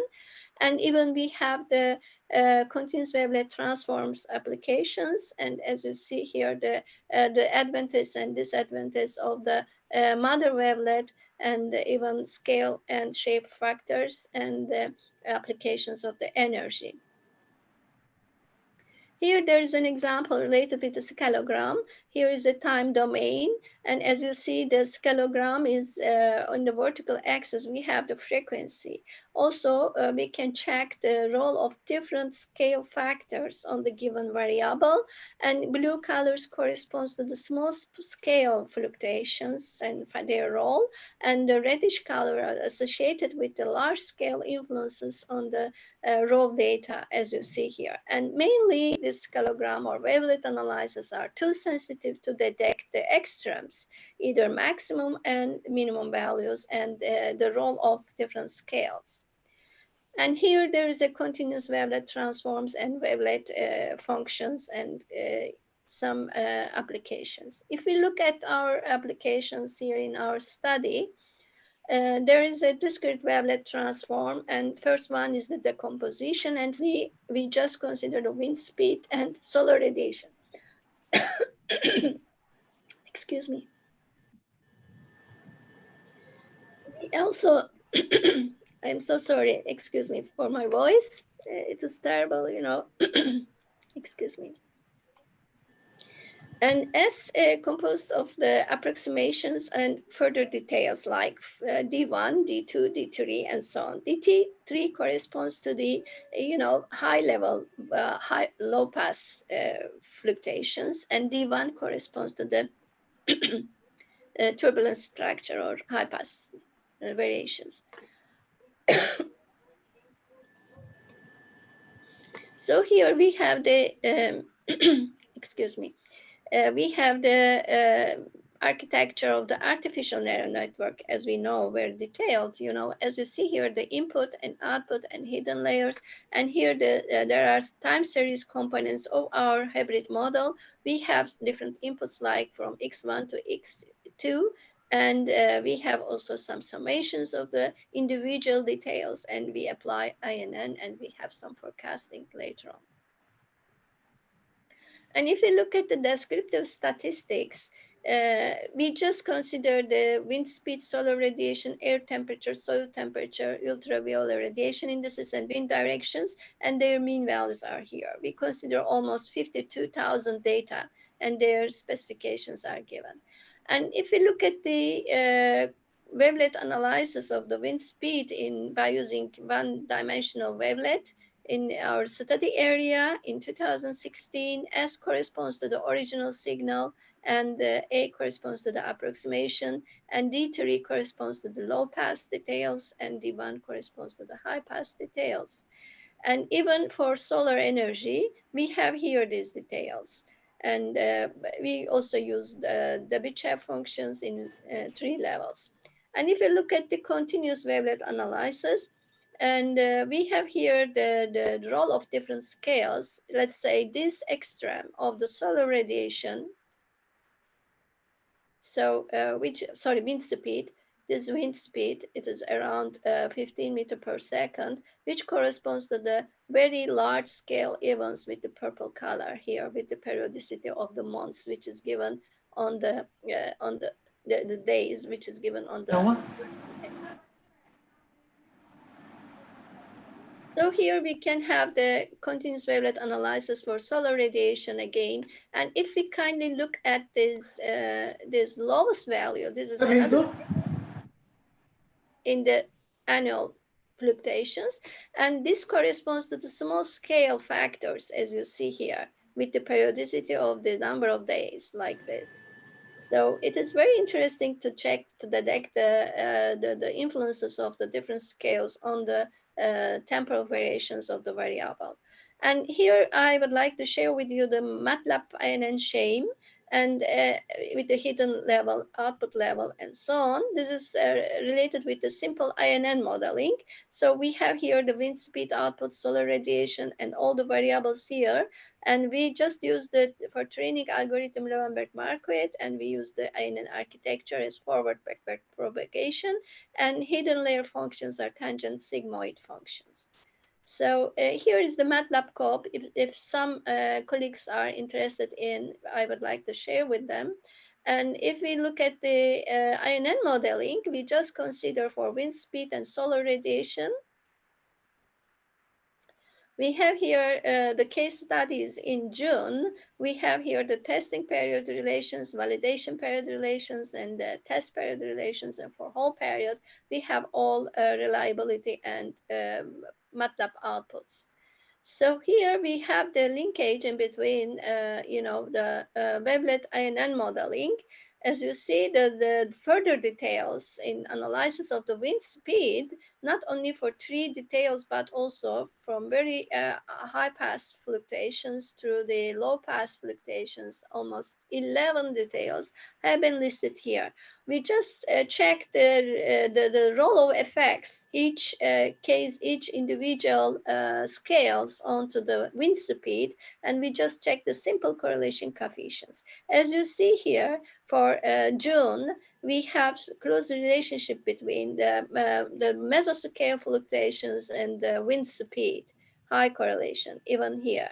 And even we can check the high large scale events or low pass fluctuations and their relations here. So we just consider as a weighting factors to get as an input into the artificial neural network here. We just select these details as an input, summation of the details, and to check this artificial neural network and applications. And if we look at the INN wavelet and INN applications into the prediction of wind speed and into the prediction of solar energy, we have here the R values generally for wind in June. It is very promising, and for wind solar energy we have here in June again, and there's a significant evidence of this correlation with the alpha value less than 0.01. And if we look at the temporal variations of predicted values and actual values we have here, especially first 2 days, this is related with the wind speed and this is related with the solar radiation. For no casting, on the other words, for short-term prediction, they works very well. And better estimations are available based on the correlations. So we have here the error analysis of these predictions for wind speed and here for solar energy. So we have really reliable results and significance of these observations. And here the comparisons of between INN and wavelet INN hybrid modeling. So as you see, hybrid modeling shows the better simulation for the actual data for wind speed, even for solar radiation, as you see. Indeed, there is a little bit lower estimation for the modeling, but we have really reliable results. So as you see here, the outputs are related with the energy of solar energy, even for wind energy. And we have here the approximately favorable season month in August. And also in our study, these months corresponds to more favorable conditions for the solar energy. Even in winter, wind energy potential is high, and in summer, both systems offer the better possibilities. So having this hybrid system, we have a great opportunity to have the energy transforming systems. Now, this is our main topics related with the webinar. So I would like to have a linkage in between the general strategies related with the renewables and applications, either during the epidemiology and also post-epidemiology situations. So I would like to share with you the global trends. And if you look at the records, this is the projections of up to 2023 related with the market analysis, and unfortunately related with the global scale, and there is a minus 12% decreasing declination. And if you look at the speed of COVID-19 in the wind industry, unfortunately, we have unprecedented uncertainty. So if we look at the supply chain distribution and labor shortage, they are putting what promised to be a record year into jeopardy and have caused use a slash of even onshore wind forecasting. So if we look at the Turkey related with the epidemiologic factors, and the energy sectors await two actions that were initially expected to take place in 2020, so which could be postponed 2021. The first is the mini renewable energy resource zone. Even from the point of view of the photovoltaic systems, the second issue is related with the pre-license auctions for wind power in October. So they will have crucial role on the marketing. And again, if you look at the post-pandemic world, the renewable energy and the association with the climate emergency, as you know, renewable energy are environmental friendly systems, and pollution factors has a great importance related with the deaths in the world, and also SARS, even COVID. These viruses cause the different disasters, and it could be also has a seasonal factors, and also we can have a pivot to renewable energy, and they are already cheaper than conventional energy sources, which cause the highest ratio of the pollution, air pollution problem in the world. So, and even renewables accounted for 72% of new energy sources, which is installed in, half months ago, back to the investment that could achieve returns of 800%. If you look at Australia, even,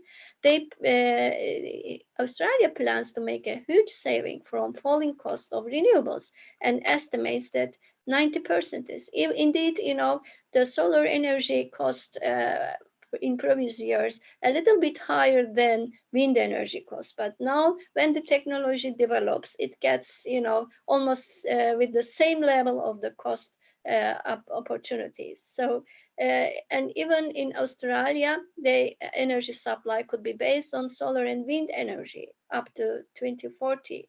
So if we look at again the pandemic and its role on the renewable energy applications, and it is expected that the renewable energy applications will get a stronger issue than ever. And before COVID-19 pandemic, renewable energy was growing steadily. But of course, we need to keep it in our mind, the Paris agreements related with the carbon reduction goals, climate change, and so on.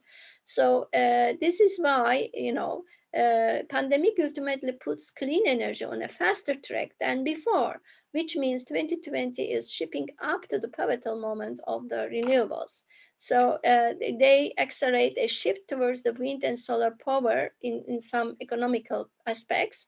But if you look at again the energy reports, energy agency reports, you know, the renewable energy power supply grew by 50% over the next 5 years. It is their expectations. And analysts also agree the renewable energy sectors will be the fundamental and will be get much more strong sector. And if we look at the coronavirus, it holds key lessons on how to fight climate change. It is hopeful the pandemic will accelerate the move to a cleaner economy.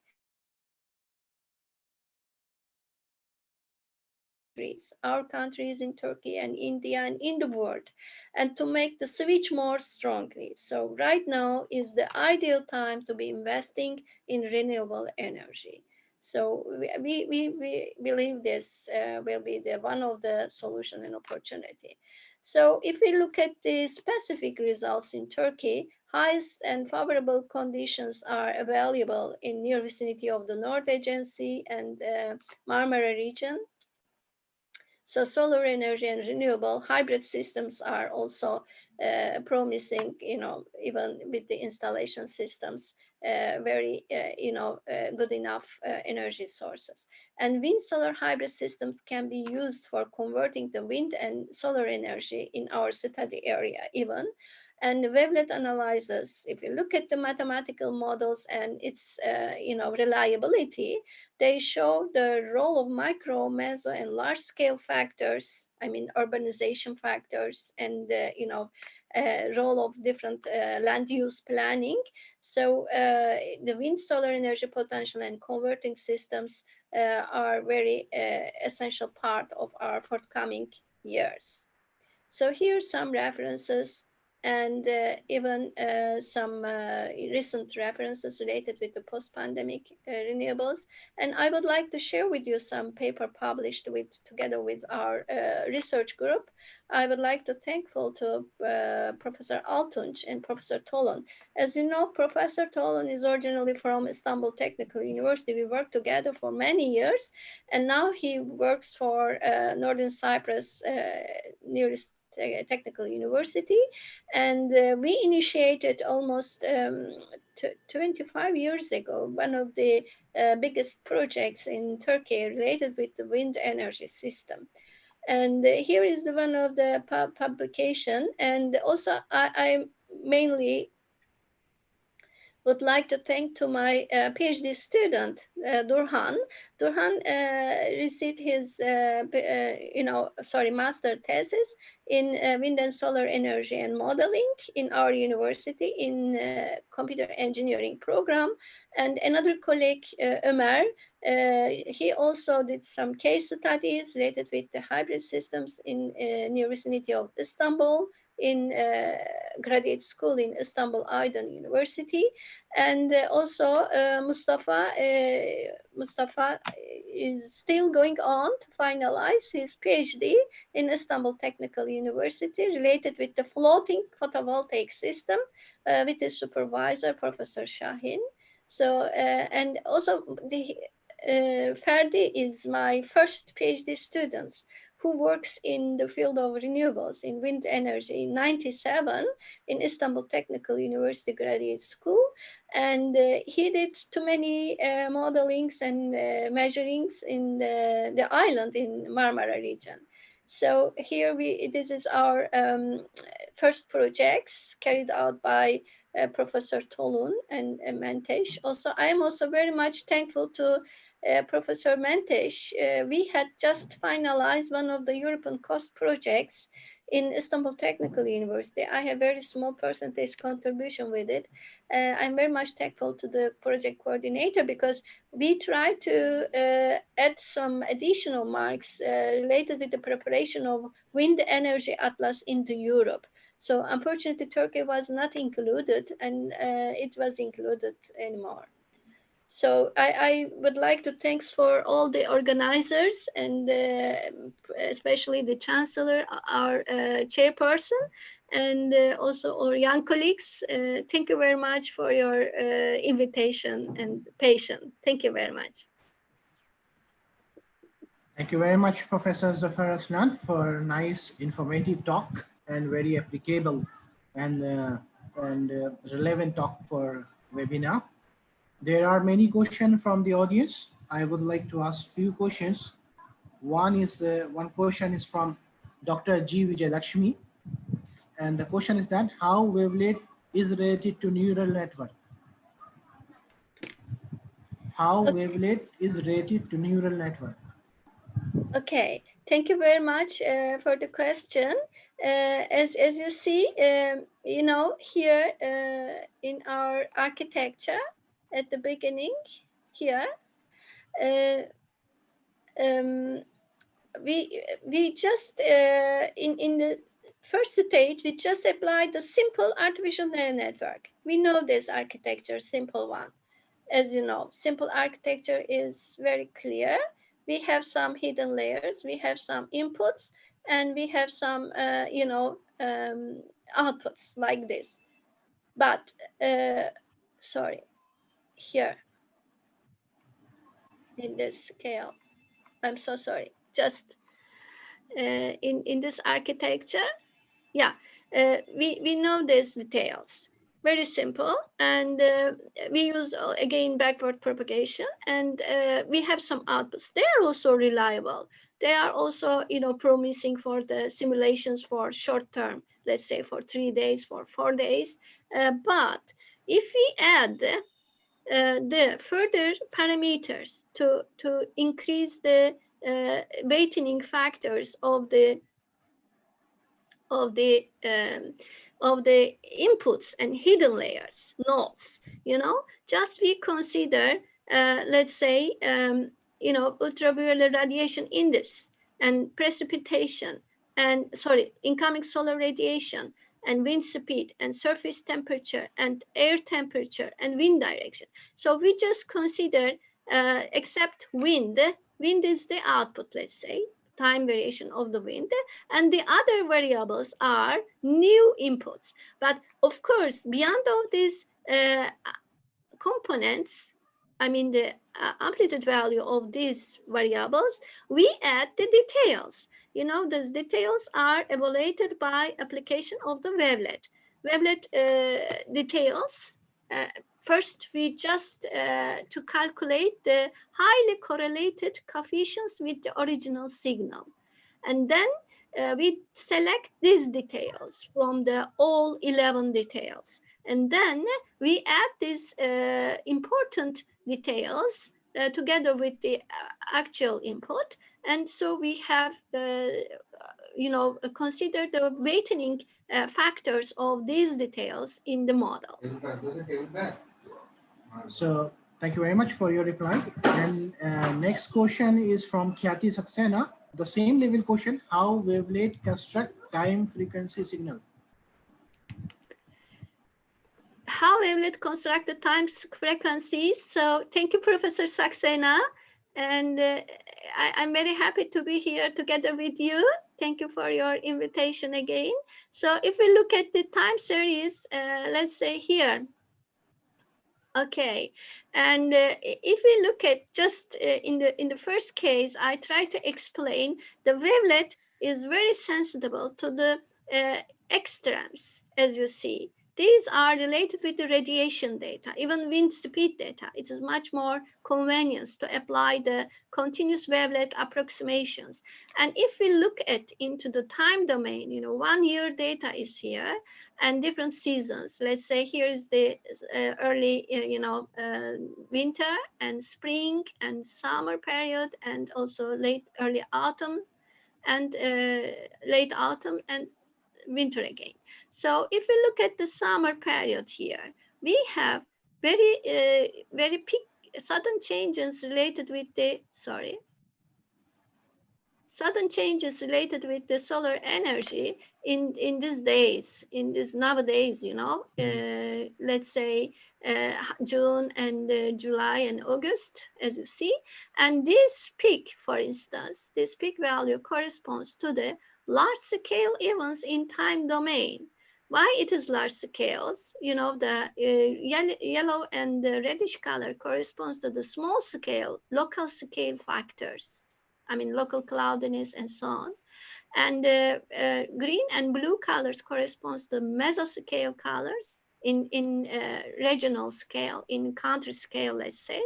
And these colors corresponds to the purple and dark blue corresponds to the you know, European scale, even large scale, synoptic scale situations, you know, some systems from the Europe. And as you see, we have the purple colors related with the very heat flow, you know, heat wave maybe, come through from the either Arabia or southern latitudes, and with the periodicity of as you see, from 22 days to 120 days or something like this. The vertical axis corresponds to the frequency and the horizontal axis corresponds to the time. I think I tried to explain the questions of Professor Saxena. Thank you very much again. There are many questions, but due to time constraint, as our next speaker, Professor Nitin Sharma sir, is waiting for speaking. So I would like to thank Professor Zafar Aslan for giving very nice explanatory talk. I can say Tashakkular hocam. Çok teşekkür ediyorum. Şükran. Dr. Udin, I'm very happy to meet with you again for many years later. Thank you again. Thanks. Thank you. Thank you very much. Thank you, sir. Thank you, ma'am. Thank you very much. Ma'am, if you could please stop your screen sharing. Yeah. Tamanna, can you take the permission for sharing slide? Please take the permission. Yeah. Yeah. Tamanna? So Hello? we already have it, sir. Okay, thank you. No issue. Yes, sir. No issue, no issue. Thank you, sir. Thank you, ma'am, again. All participants shall get the link for feedback form on their registered email IDs in the next 10 to 15 minutes. You are requested to fill and submit the form before 4 p.m. today in order to get the certificates. For session 3, I would like to introduce the session chair, Dr. Ramakant Bhardwaj. Dr. Ramakant Bhardwaj is an associate professor at Department of Mathematics, Amity University, Kolkata. He was the deputy director R&D at Technocrats Group of Institutes, Bhopal, and the assistant professor in Truba Group, Bhopal. Dr. Ramakant has over 120 published papers and 7 published books on mathematics under his name. With 3 published patents, he has research collaborations with academicians of USA, Canada, Thailand, and Oman. I would like to hand over the session to Dr. Ramakant Bhardwaj and Dr. Nitin Sharma. Thank you very much, Tapanna. And respected Vice Chancellor sir, Dean sir, and all the dignitaries of mathematics, mathematical department, and the guest speakers. And I am very thankful to all the authorities of VIT universities, especially Professor Mamta Agrawal and her team, to provide me chance to be present with you. And I am very happy to introduce about Dr. Nitin Sharma ji. Dr. Nitin Sharma is presently working as head of the Department of Mathematics in NIT Uttarakhand. Dr. Sharma obtained his PhD from MNIT Bhopal with MHRD fellowship. It is very prestigious fellowship for all the research scholars. So it is very nice for him. He has published more than 10 research papers in reputed journals. He has attended several national and international conferences and workshops and delivered lectures as invited speakers. 2 students are working PhD in his supervision. His today's topic is mathematical modeling in biology. Sir, as all we know, mathematics is the subject And what is the correct definition of mathematics? As I believe, mathematics is the solution of every problem. In current scenario, we are facing from COVID 2019, and I would like to expect that you will find its solution by mathematical modeling. So I request you to deliver your lecture. Thank you very much. Thank you, sir. Thank you, sir. Thank you, Ramakant, sir. Am I audible? Sir, your voice is not very clear, sir, please. Just a minute.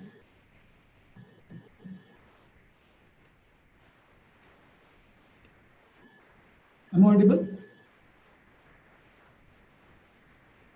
Am I audible? Yes, sir. Yes, am I audible? Yes, sir. You are. Yes, sir. Yes, audible, Okay. but not clear. Sir. Just a minute. Wait. Now is it okay? Is it okay? Is it okay, sir? Okay. Yes, it okay. is. Okay. Thank you, sir. Thank you, sir, Ramakant, sir. And I'm very much thankful to the organizing team for inviting me and giving me this opportunity to deliver a talk on mathematical modeling and its application in epidemiology, especially to Mamta Agrawal ma'am, the convener of this webinar. So I start. Can I share my screen? Can I share my PPT? Yes, sir. Please, you will. Just a minute. Let me share. So today, okay. Okay. So this is my brief introduction. This already have been given by Ramakant sir. So as you see, these are the contents of my talk. Actually, simply growth model, then logistic growth model, SI type model for HIV/AIDS, model for infection, the dynamics of tuberculosis, and there are a few differences. So first of all, actually in my lecture, in my talk, I'm just, we will start from a basic mathematical modeling, and then we will try to associate it with the current scenario or the trend that we are going through and that this COVID-19 is following, and try to find out the way to get the solutions to come out of this crucial situation and time. Okay, so see, let's start. We are starting from the very basic mathematical modeling. So see, suppose if n is let's see, this is the name is it is continuous growth model.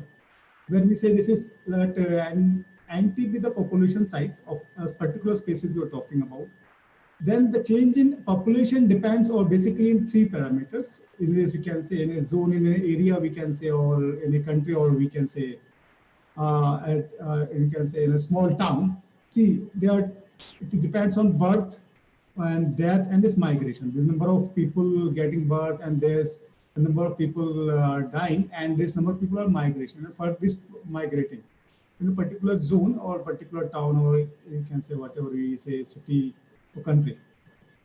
So further, this migration can be divided in two parts. As you see, this birth minus death, that immigration, then and it is emigration.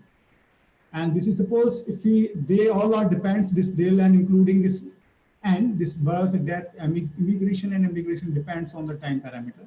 So if we consider a small span of time, that is say del t, that is the time duration that it represents. So this expression B, if you represent birth by B, death by D, so it becomes B del t minus D del t plus epsilon plus I, this immigration is I del t, this minus E del t. So then this expression further can be written as by dividing both sides del t. And now if we take, this is actually the rate of change in delta with respect to del t. Now if we take this limit del t tends to 0, this becomes instantaneous rate of change in population with respect to time. So this becomes a model, or we can say, define the rate of change of population of a species by three categories. That is dn over dt is equal to birth minus death plus migration. Now, suppose if the population is closed, that is no migration, that is nobody is coming and nobody is going outside in a particular region, or say the town, we can say anything, the region is closed, then what happened? These expressions become, this equation, this model takes the form dn over dt, this birth and only death. And obviously this birth and death are the functions of this population n. And there is no migration, so it is I is 0, so this model takes this form. Further, obviously we can assume this, as I assumed earlier, this birth is a function of population. So we can say B, we can assume B of n is equal to Bn and D of n is equal to Dn. Where we can say B is the birth rate and this small d is the death rate. So this expression, this model takes the form, this new form it is Bn over dt, Bn minus Dn. So, and alternatively, this expression can be written as where we can define, suppose R is equal to B minus D, that is the natural growth rate in terms of population. So now the final, when we solve the equation number 2 with the initial, say, population that we are having, say, n equal to n naught, at time t equal to 0, which is given by this expression. All this can be written in this form. Further, now, see, there are two cases we can see from the solution above. If Case 1, if B is greater than D, that is the birth rate is greater than death rate, then what happens is R will be, this is natural growth rate will be greater than 0. And you see this population grows exponentially. On the other hand, the case second, we can see if B is less than T, that is the birth rate is less than death rate, then you can see this is populations decay exponential. This is actually the exponential decay model. This is above one is the exponential growth model.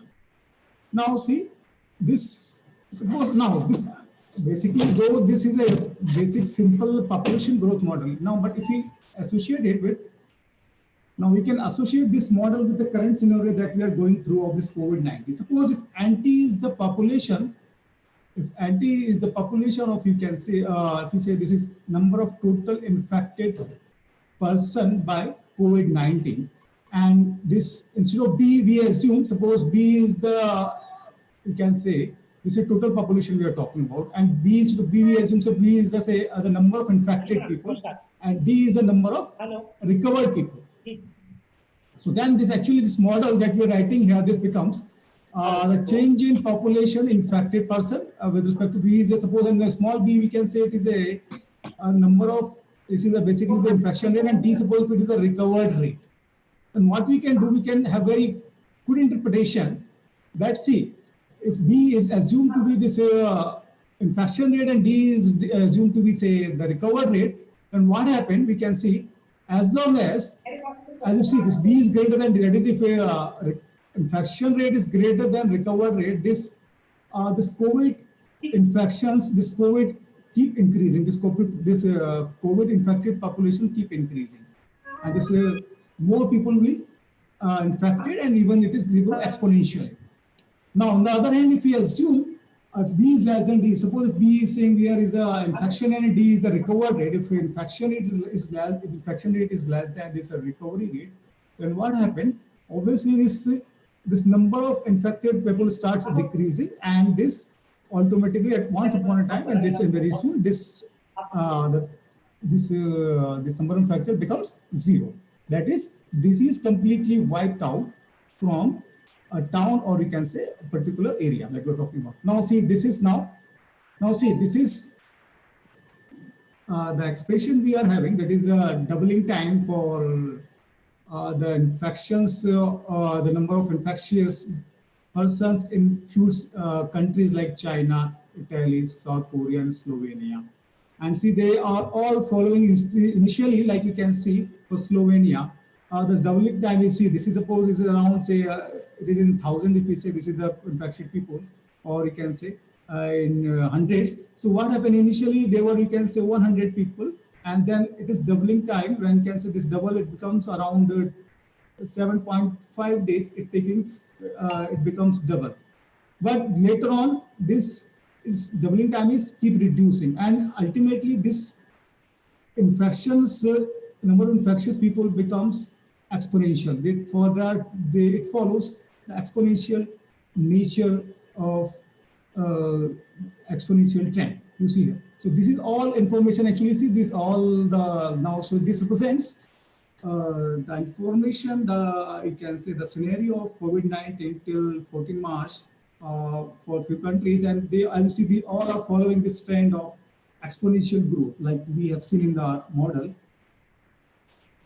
So now, so this is interpretation. This is, so what we are seeing by this analysis, as long as this infection is greater than recovery rate, this graph is keep increasing, and as soon as this infection rate is less than this recovery rate, then it keep reducing, and and then this disease can be wiped out from the area.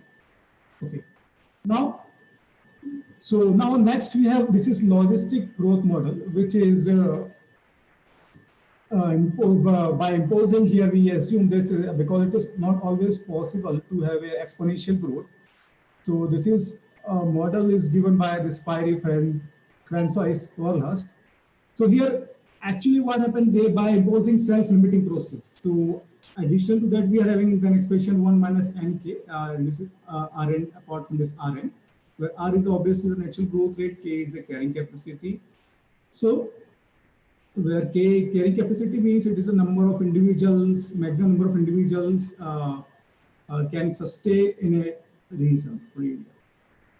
Now solution of equation number 3 with n equal to initial conditions, initial population, n equal to n naught at t equal to 0 is given by this expression that I've written. It is n of t is equal to this.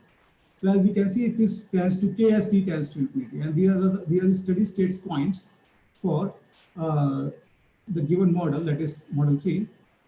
Now see, when n equal to 0, this analysis has been done. This is it gives you the unstable steady state point. When n equal to k, it is a stable state steady point. And now we see this. This is the graph of the function, and as you can see, initially it grows exponentially, like we have seen in the previous case, in previous model, that is population growth model. But afterwards, it starts changing its shape and it's trying to be stable. That is the thing. That is the phenomena we are expecting, and every country is even expecting to followed by this COVID-19 by implementing some of the, you can say, the process to control the disease by, like you can say, by lockdown or by increasing the immunity, so that this it becomes the disease, spread of disease may become stable, and it is about the carrying capacity. So one interesting interpretation about this logistic model, I would for this logistic growth rate, I would like to share some information, and for that I have to share something. New share, that is just a minute, I will share.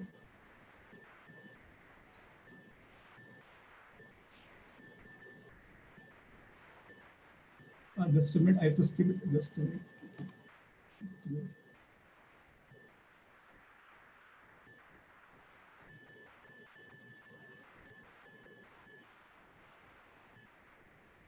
Actually, I'm just I want to share something that is not showing here. So can you please help me out? I want to share a PDF here. Hello? Hello? Yes, sir. Hello. I need help. I want to share a PDF file, but it is not showing on the picture. So let me, please, can you, I want to skip it, then I want to come it back. Okay, sir.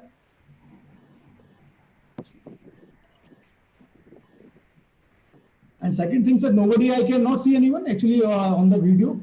Can't I see the video? So we are here only. Actually, but I am not able to see anyone. And see, one more thing, ma'am, I just need to show one PDF file, but this is not showing on my this screen. So I have to edit. Tamanna, Can you okay. just send it to us? Tamanna will open it, sir. Okay. Just actually, see, let me skip it, then I will share automatically. Okay, let me skip it. Okay.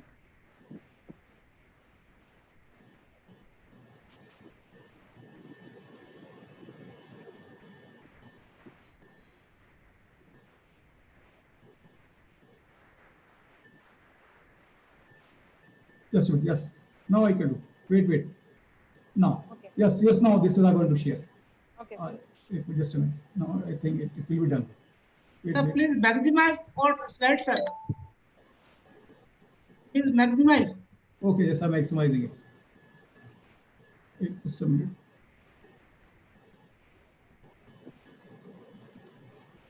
Just a minute. Actually, sir, it's not maximized. Okay, no problem, sir. Please we continue. No. Just a minute, I will maximize it. It will just okay. Yeah. Now. So now is it visible? Yeah. It is visible, sir. Okay. Now fine. Actually, see here. Now we can see in this case. This is a graph. Actually, this is interpretation of some information we are having. Just a minute, just a minute. Now, this is the data we are having for the, as you see, the infections. This is the predicted. Now, this is graph we can see here, and in this graph, clearly we can see this is the graph for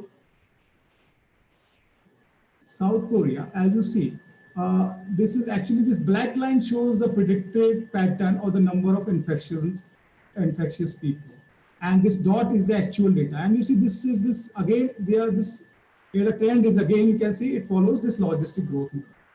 And this blue line is, this shows the infection rate. So it is, you can see this data is up to 18 March 2020 in South Korea. And this effect, as you see, this is for coronavirus epidemic in South Korea. So initially, as you see, this is, again, this trend follows. So what happened by this model, we are able to predict, we can predict that this is the maximum number of population will be infected in South Korea, that is around, say, 8,100. Though it is actually now it is around 11,100, but still it is, you can say, good approximations as far as this modeling is concerned. So that is we are having, and this is, see, this is the black pattern is the predicted one, this is the dot is actual one, and this is the infection rate. So we can see. So this is again a very important model. This logistic growth is, again, it is very important for analyzing and finding the number of person maybe is expected to be, or you can say can be infected by this coronavirus. So this is some basic modeling we are having. Now next, what I did, next we are see here. I've done some work in recent past to study these infections of HIV. For this HIV, so now we have formulated a model like it is a compartment model, as it is already been introduced earlier by the professor, the Gangaram professor, Sri Gangaram. So now it is, now we have, here we have formulated a mathematical model. Here we have taken the few assumptions. We have developed a dynamical model for HIV/AIDS.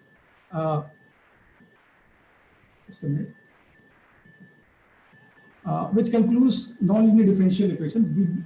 There's three assumptions we have taken. The assumptions are the total population, this N is divided in three distinct classes, susceptible, then it is infected individual by HIV, and then individual having AIDS, that is AI. Now it is assumed that there are few assumptions we have taken. It is assumed that both people having HIV and having AIDS can transmit the disease among susceptible. Also, we assume that AIDS-infected individuals can have transmission into HIV-infected class HIV. We have considered that the art given to only, this art is actually basically antiretroviral therapy. It is antiretroviral therapy that is given to only those patients who have full-blown AIDS, though they are not in HIV category. So this is a symmetric diagram for symmetric compartment model diagram for this HIV case. So we assume this basically we have considered this is SI model, and this is as is a susceptible class. This infected class we have break in two parts. That is first one it is HIV class, other one this is AIDS class. See, the person first of all who have AIDS comes in category of HIV, then it is HIV positive, then later on it becomes full-blown AIDS patient. So few assumptions were taken. So A is the rate of susceptibles. Is represent the rate that by which the susceptibles come in, and this beta is the rate the susceptibles is going to infected HIV class, and this alpha is the rate by which this HIV persons going to, or HIV individuals is coming to AIDS class, and this mu is the natural death rate, and this is the death rate caused by AIDS, and this is gamma. Again, see now when these AIDS patients are getting antiretroviral therapy. So then again, there is a possibility this AIDS patients may came back again in this HIV positive class. I mean, their health can be improved, although they cannot be completely cured, but their health can be improved. Now, so this model takes this form. So first of all, obviously, A is the DS over DT. This is susceptible. The rate of this change in susceptible class is given by A is the rate by which this is number of individuals who are coming in susceptible category. then we have, this is a bit interesting expression we are having, because we assume here initially, this is an individual can be infected by, comes in susceptible category by both infected or AIDS category individuals. That's why this becomes the number of susceptibles may comes in HIV category in the next compartment by the rate B in bracket it is HI plus AI susceptible N. This is the average number of persons who are getting susceptible because of HIV and AIDS case. And this is mu s, obviously mu is the natural death rate, so because mu s. Similarly now for this is for second compartment, that is HIV infected, this expression this takes this form, and then we have this AIDS compartments, this have this form. It is obviously again we can see this basic concept. This is the, you can say the rate at which the peoples are getting coming in HIV classes. This is this, and this is, and again the people, this is again if gamma is represent the rate by which this AIDS people are coming in this HIV class, so it becomes like this. So we have this model in this, and similarly this is a basic mathematical expression here. Now these are descriptions of the parameters. A is the recruitment rate of individuals in susceptible class. B is the transmission rate of HIV, or the transmission rate by which susceptible people are coming in HIV class. Gamma represent the transitions of AIDS infected individual into HIV infected class. Alpha represents the rate at which HIV leads to AIDS, and this mu is the natural death rate, and D is a disease induced by death rate. So this all information is here. Now, so now here we have two study sets. First, it is disease free, and there is again it is endemic equilibrium form. Disease free when there is no disease exists amongst the population. So now to analyze this, now we have done stability analysis. For this, we have proved the following lemma. Lemma 1 says initially we assume as is this susceptibles, HI, and this AIDS people, the solution space of model 1 will remain positive forever. This is these are important lemma that we have to prove to as far as this stability analysis of this steady states is concerned. The second lemma, it is the region given by this with initial condition is positive invariant for the model system. That one is used, actually this third one is used to prove this, the third one is used actually, this the let A be any 3x3 matrix, then sign of all eigenvalues of A have negative real part whenever trace and this lemma is used to prove this theorem number 2. Or when we're talking about the endemic steady states, E of the model is local asymptotically stable. First one, so then we also proved when R naught is less than or equal to 0, that is R naught is again, it is basic reproduction number. The disease-free equilibrium point is locally stable. Then we have proved this theorem number 3. Disease-free state is globally asymptotically stable in domain whenever R naught is less than 0. And this is then we proved this the endemic steady state is also globally asymptotically stable in this region omega. Now this model, this will be defined first of all by rigorous mathematical analysis. We have derived this basic reproduction number R naught. Now we have done some numerical analysis. The numerical simulation of HIV/AIDS models that we have shown earlier was done. So we assume that now see when we have this gamma is 0. Gamma is actually the rate by which an AIDS patients coming to in HIV category. Because of this antiretroviral therapy by ART expression. This is disinfected class due to this given ART. When this is antiretroviral therapy is given to individual, then AIDS patient comes in, may come back in this HIV class category. So this is again, this is the graph source. Now when gamma is 0 and R naught is less than 1, so what is see? First of all, you can see this is stable. Let us see this result shows as represents susceptibles, HI comes in the, you can say HIV patient and AIDS patients. So all are, as you can see, globally stable. We can see that we have proved earlier by theorem. Now mathematically also we can say these results are stable. This is it gives numerical simulation, so there's that the result is asymptotically stable. And see this green graph, this green curve shows the number of AIDS patients, and this is this blue curve shows this number of HIV patients. As you can see here, this number of AIDS patients are higher than this, you can say the number of susceptibles and even this number of HIV patients. And here we can observe, we assume that there was no treatment were given to AIDS patients. Next, we see this when the our treatment were given to this AIDS patient, that is, then some of the individuals, then some of the peoples from this AIDS class coming back to this HIV class. So we can see here, obviously, this is again, this is, now here you can see then what happened when this, at the rate this recovery, you can say the rate by which an individual coming to this HIV class from AIDS class is 0.5 and R not equal to 1. What happened? We can see this is now this is a blue graph, and this represents the number of HIV patients. So number of HIV patients are more in comparison of this number of AIDS patients. This is for, as you can see by this green graph.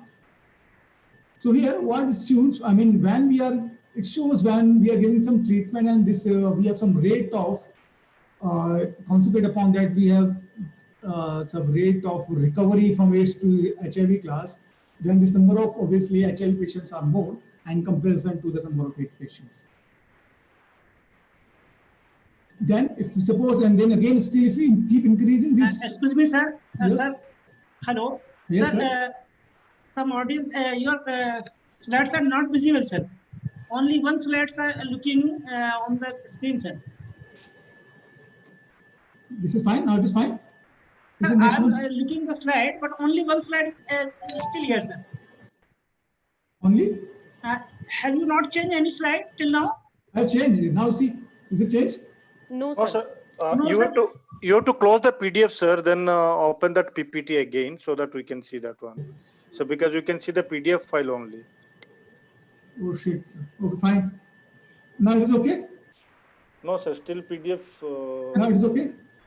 Please scroll your slides, sir. Or maybe one thing you can do, sir. Stop screen sharing, then again share the screen. Okay, okay. We are looking only one slide, sir. Okay, On 18 March 2020. Okay, just a minute. No, again. Just a minute.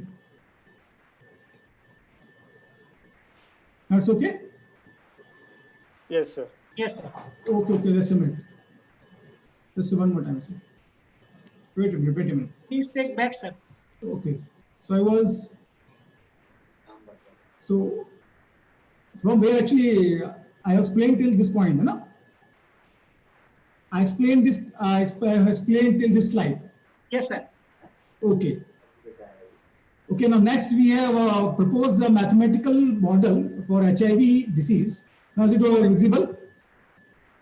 Now see, we have proposed a new model, that is, we have formulated a mathematical model, that is SI type models. And here what we have done, we have this divided infected class in two categories, that is HIV and other one is AIDS class. Okay. So, and now this is the mathematical formulation of this compartment modeling. But see, there is we have taken assumptions that this is susceptible persons. This is occurs and comes because of the existence of by the individuals who are in HIV category and as well as in AIDS category. That is why this model becomes like this, and this is the number A represents the number of individuals who is coming in susceptible class. And this expression, second one, represents the number of susceptibles who are coming in HIV class because of, again, the effect of, and here we incorporate the effect of both HIV and AIDS class. Okay. Okay. So now this is again, these are the description of the parameter that we are taking: the recruitment rate of individuals into susceptible class, transmission rate of HIV, then we have transition rates of AIDS infected individuals into HIV infected class, then alpha again, rate at which HIV leads to AIDS, then use the natural death rate and these disease induced death rate. Now you can see here we have taken steady state analysis. So we have two steady states, disease free, one is disease free and this is again it is endemic point. So these are the following lemmas and theorems we have proved for the stability analysis of the model. And this is the basic reproduction number we have obtained by rigorous mathematical analysis. And now these are the results we have found by that we analyzing by numerical simulation of this above shown model we are getting. When we have seen this when gamma is 0, that is when our treatment is not given to any AIDS infected. So what happened, as we see by this, actually see this green curve shows the number of AIDS patients, and this blue is number of HIV patients, and this red is number of susceptible. First thing it is show that it's globally asymptotically stable. So as you see here, when there is no treatment to these AIDS patients, so this obviously these AIDS patients are more, and these HIV patients are less in comparison of AIDS patients. Then afterwards, when we assume this, when we have some treatment is start giving to these AIDS patients, then what happened? There is the rate by which this AIDS patients comes to HIV class is 0.5. Then we have some rate of recovery, or we can say from AIDS to HIV class. Then what happened again in this case? This HIV patients are more, then automatically HIV patients more becomes more, and this AIDS patients are a bit less. And the same thing again when this is if the rate is increased, that is, if we are continuously giving our treatment to an AIDS patients, then what happened? This HIV patient becomes more in comparison of susceptibles and this AIDS patients. So this is, and again, this is the case when R0 is greater than 1, that is the endemic equilibrium point we are having when the disease exists in the system. So now we have some results, important results we have derived. When R0 is less than or equal to 1, disease-free equilibrium is locally as well as globally asymptotically defined, stable in defined, and it is defined in domain. That means disease can be wiped out from the population. Second one, when R0 is greater than 0, endemic point is also locally as well as globally asymptotically stable. That we have proved mathematically, and that we can see by this numerical simulation graphical interpretations also. And then again, the last point is important that we find out giving early R to AIDS patients. R means this antiretroviral therapy to AIDS patient. What happens? We can prolong their lives with patients, and for some more years through giving them better quality of life, and they comes automatically in HIV category. So these are the few references we have. Now afterwards, next we are also having, this is one more work we have recently done. Then we have done mathematical modeling analysis with various parameters for infectious dynamics of tuberculosis. So we have, this is compartment modeling, and here we can see we have susceptible class, then we have E1 and E2. This presents the latent class. This is E1 is a short latent class, and E2 is a long latent period. And I is the infected number of individual, and this R is the recovered class we are having. So this is again another example of this is compartment mathematical modeling for this epidemic disease, like here we have taken for tuberculosis. These are the assumptions we have taken. Now this is the mathematical model we are having. And again, we are for simplifying, we assume this some substitution we have made as equal to S by A small E1 is equal to E1 upon A. And these are the disease-free equilibrium points we are having. And again, we have derived by rigorous mathematical analysis this reproduction number. Now we prove some theorems. The solution of system 2 remains positive for t greater than 0.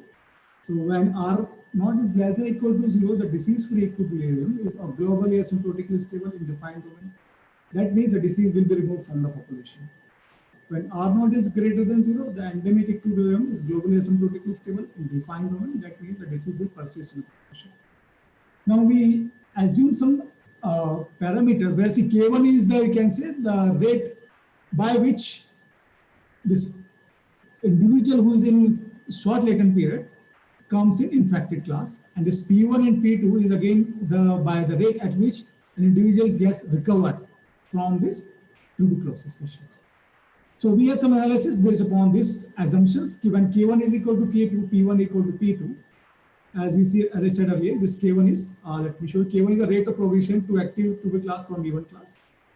Or we can say this is K1 is, as you see here, K1 is the rate by which this an individual is getting infected from short latent period, and K2 is again the rate at which by which the individual is getting affected from the long latent period, and this is P1 is the rate by this an individual may become in recovered class, and this P2 is by the rate at which the from the long latent period to recovered class.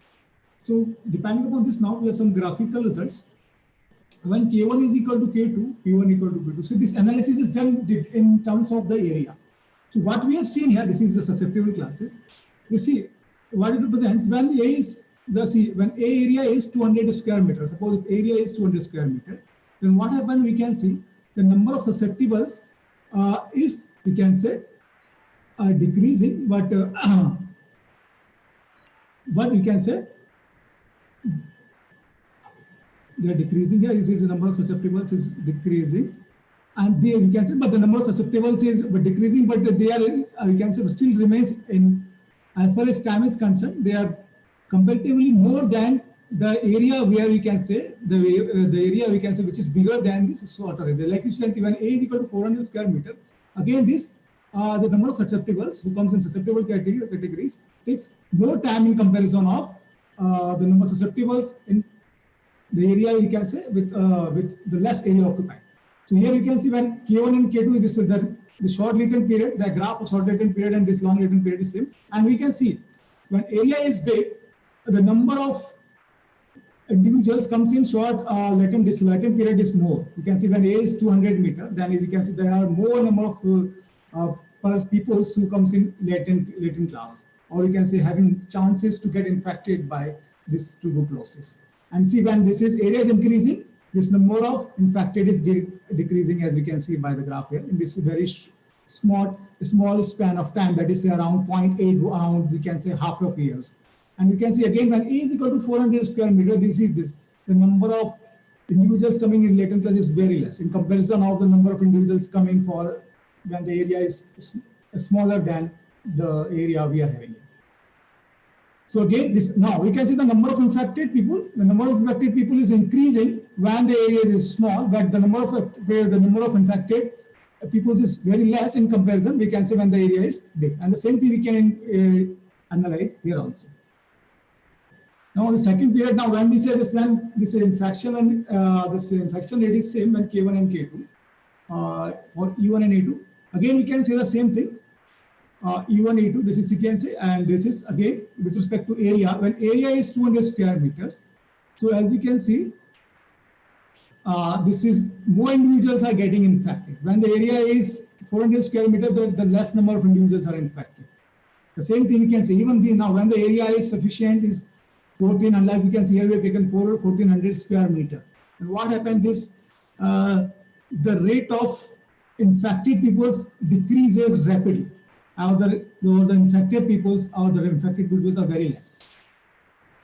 Now again the same thing we can see when this K1 is greater than K2, when the infection rate from the this E1 is faster than this you can say E2. Then again the same thing we can see when the area is big, then this number of infected peoples are keep decreasing. This is a comparison we are making in terms of short latent period E1 and long latent period A2.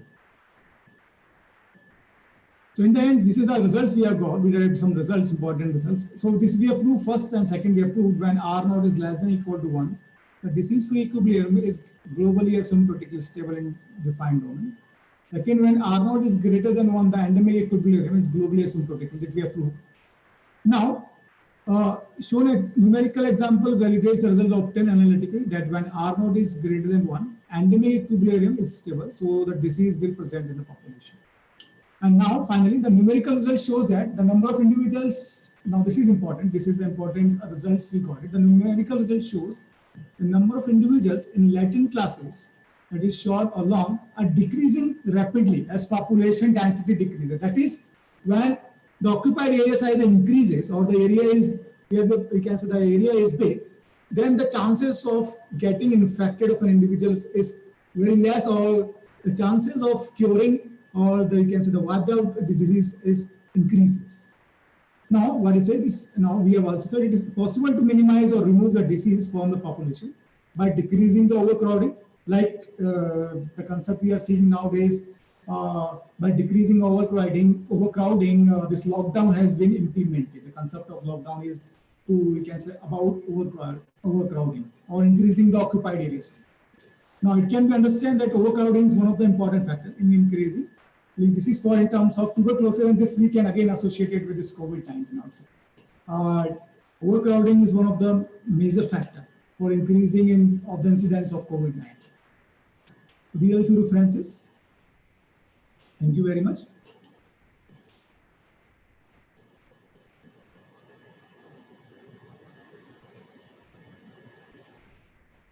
Any questions?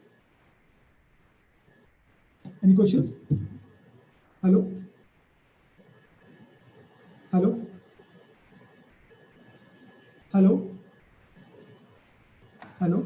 Dr. Ramakant? Hello. Hello?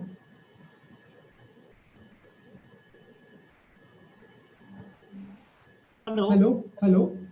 Hello. Hello? Yes, sir. Yes, sir. Hello? There's some problem in network. Hello? Hello. Hello? Hello? Ramakant sir, we can hear you. Do you have some questions? Yes, thank you very much, sir, for your nice presentation. I have some network problem, but I have two questions. Yeah. One from Yeah.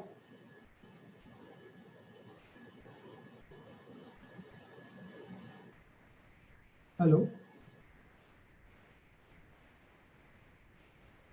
I believe there's a network Yes. issue on Dr. Ramakant's side. Yes, I have some problem, network problem. I am asking one question, Professor Sharma. Yeah. Professor Manoj Solanki from Sadhu Vaswani College, Bhopal. He's Yeah. asking about, sir, can we predict a model for prevention of the COVID-19? Hello? How can we prevent the COVID-19? How can we get some safe sides from the COVID-19 Actually, using the mathematical modeling? like see, I said in my first model, let us say it is simply first model that I have presented, a population growth model. First thing we have shown that, you see, what we have seen, if B is, we assume suppose the B is the recovery rate. Sorry, B is the infection rate and D is the, you can say, recovery rate. So as long as this infection rate is, you can say this is infection rate is greater than recovery rate is, we cannot prevent the, you can say, the spread of this COVID-19. But as you can see, second expression case 2, when we have this infection rate is less than this, you can say, recovery rate. So honestly, sir, I have some network problem. May I ask you one question? Some participants are asking to share your slides. Can we share your slides, sir? Can you share it after, you can say, around 4 or 5 days ago? Actually, I'm working on some of the models. That's why I wish that it will be possible if it is around 4 or 5 days later. Not now, after 5 days, you can see it. Hello? Okay, sir. Okay. Hello? I think Ramakant sir having some. Okay, sir. Okay, sir. Hello? Yes, sir. So I Hello. think he is not there. Hello? So there must be some network issue with him. That's all right. Thank you, sir. Thank you so much for your session. It was very informative. Thank you, ma'am. Thank you. Thanks, everyone. Thank you, sir. Thank you, sir. The participants are requested to fill in and submit the feedback form before 4 p.m. We are now convener, Dr. Mamta Agrawal, for the vote of thanks for the webinar.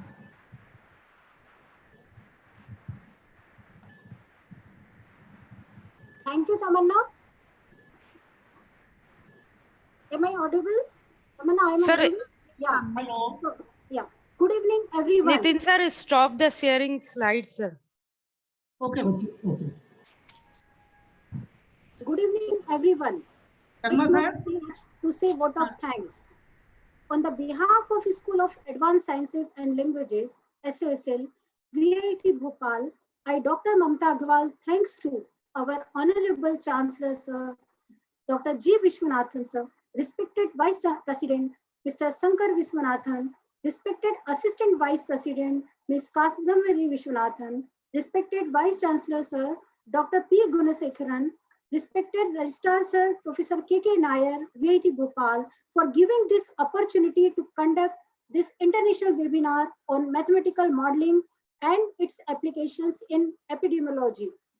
My sincere thanks to Dean SSL, Dr. Harihara Padi, for giving his valuable time, suggestions, and support and encouraging us at every moment. I extend my thanks to our speakers, Professor Zafar Aslan from Turkey, Dr. Gangaram Fiyzo from Nepal, Dr. Nitin Sharma from NIT Uttarakhand for giving their valuable time from their busy schedule. I also thanks to Professor Dr. Izharuddin and Professor Dr. Ramakant Bharadwaj for accepting our invitation for chairing the session. I am also grateful to faculty SSL who worked all time with us.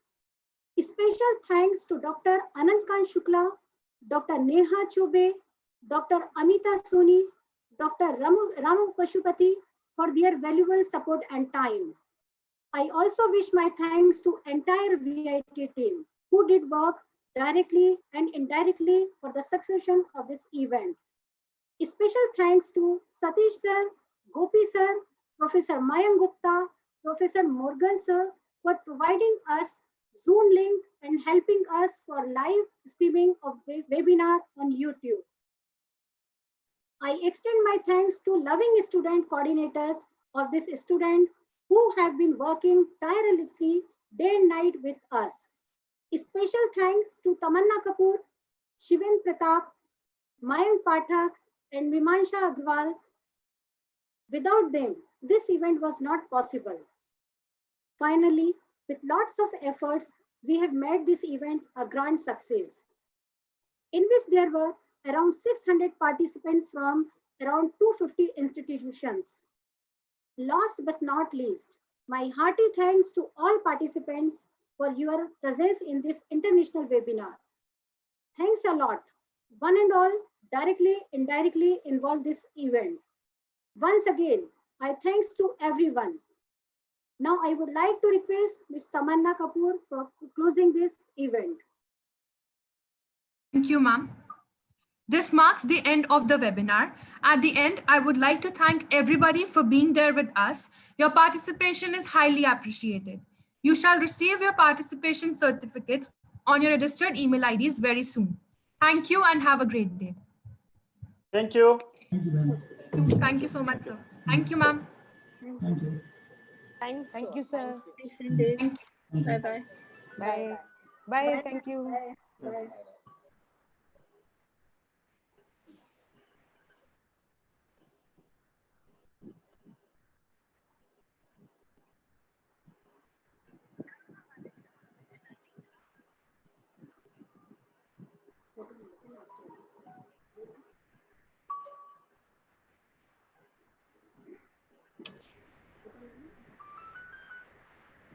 हाँ मीता हाँ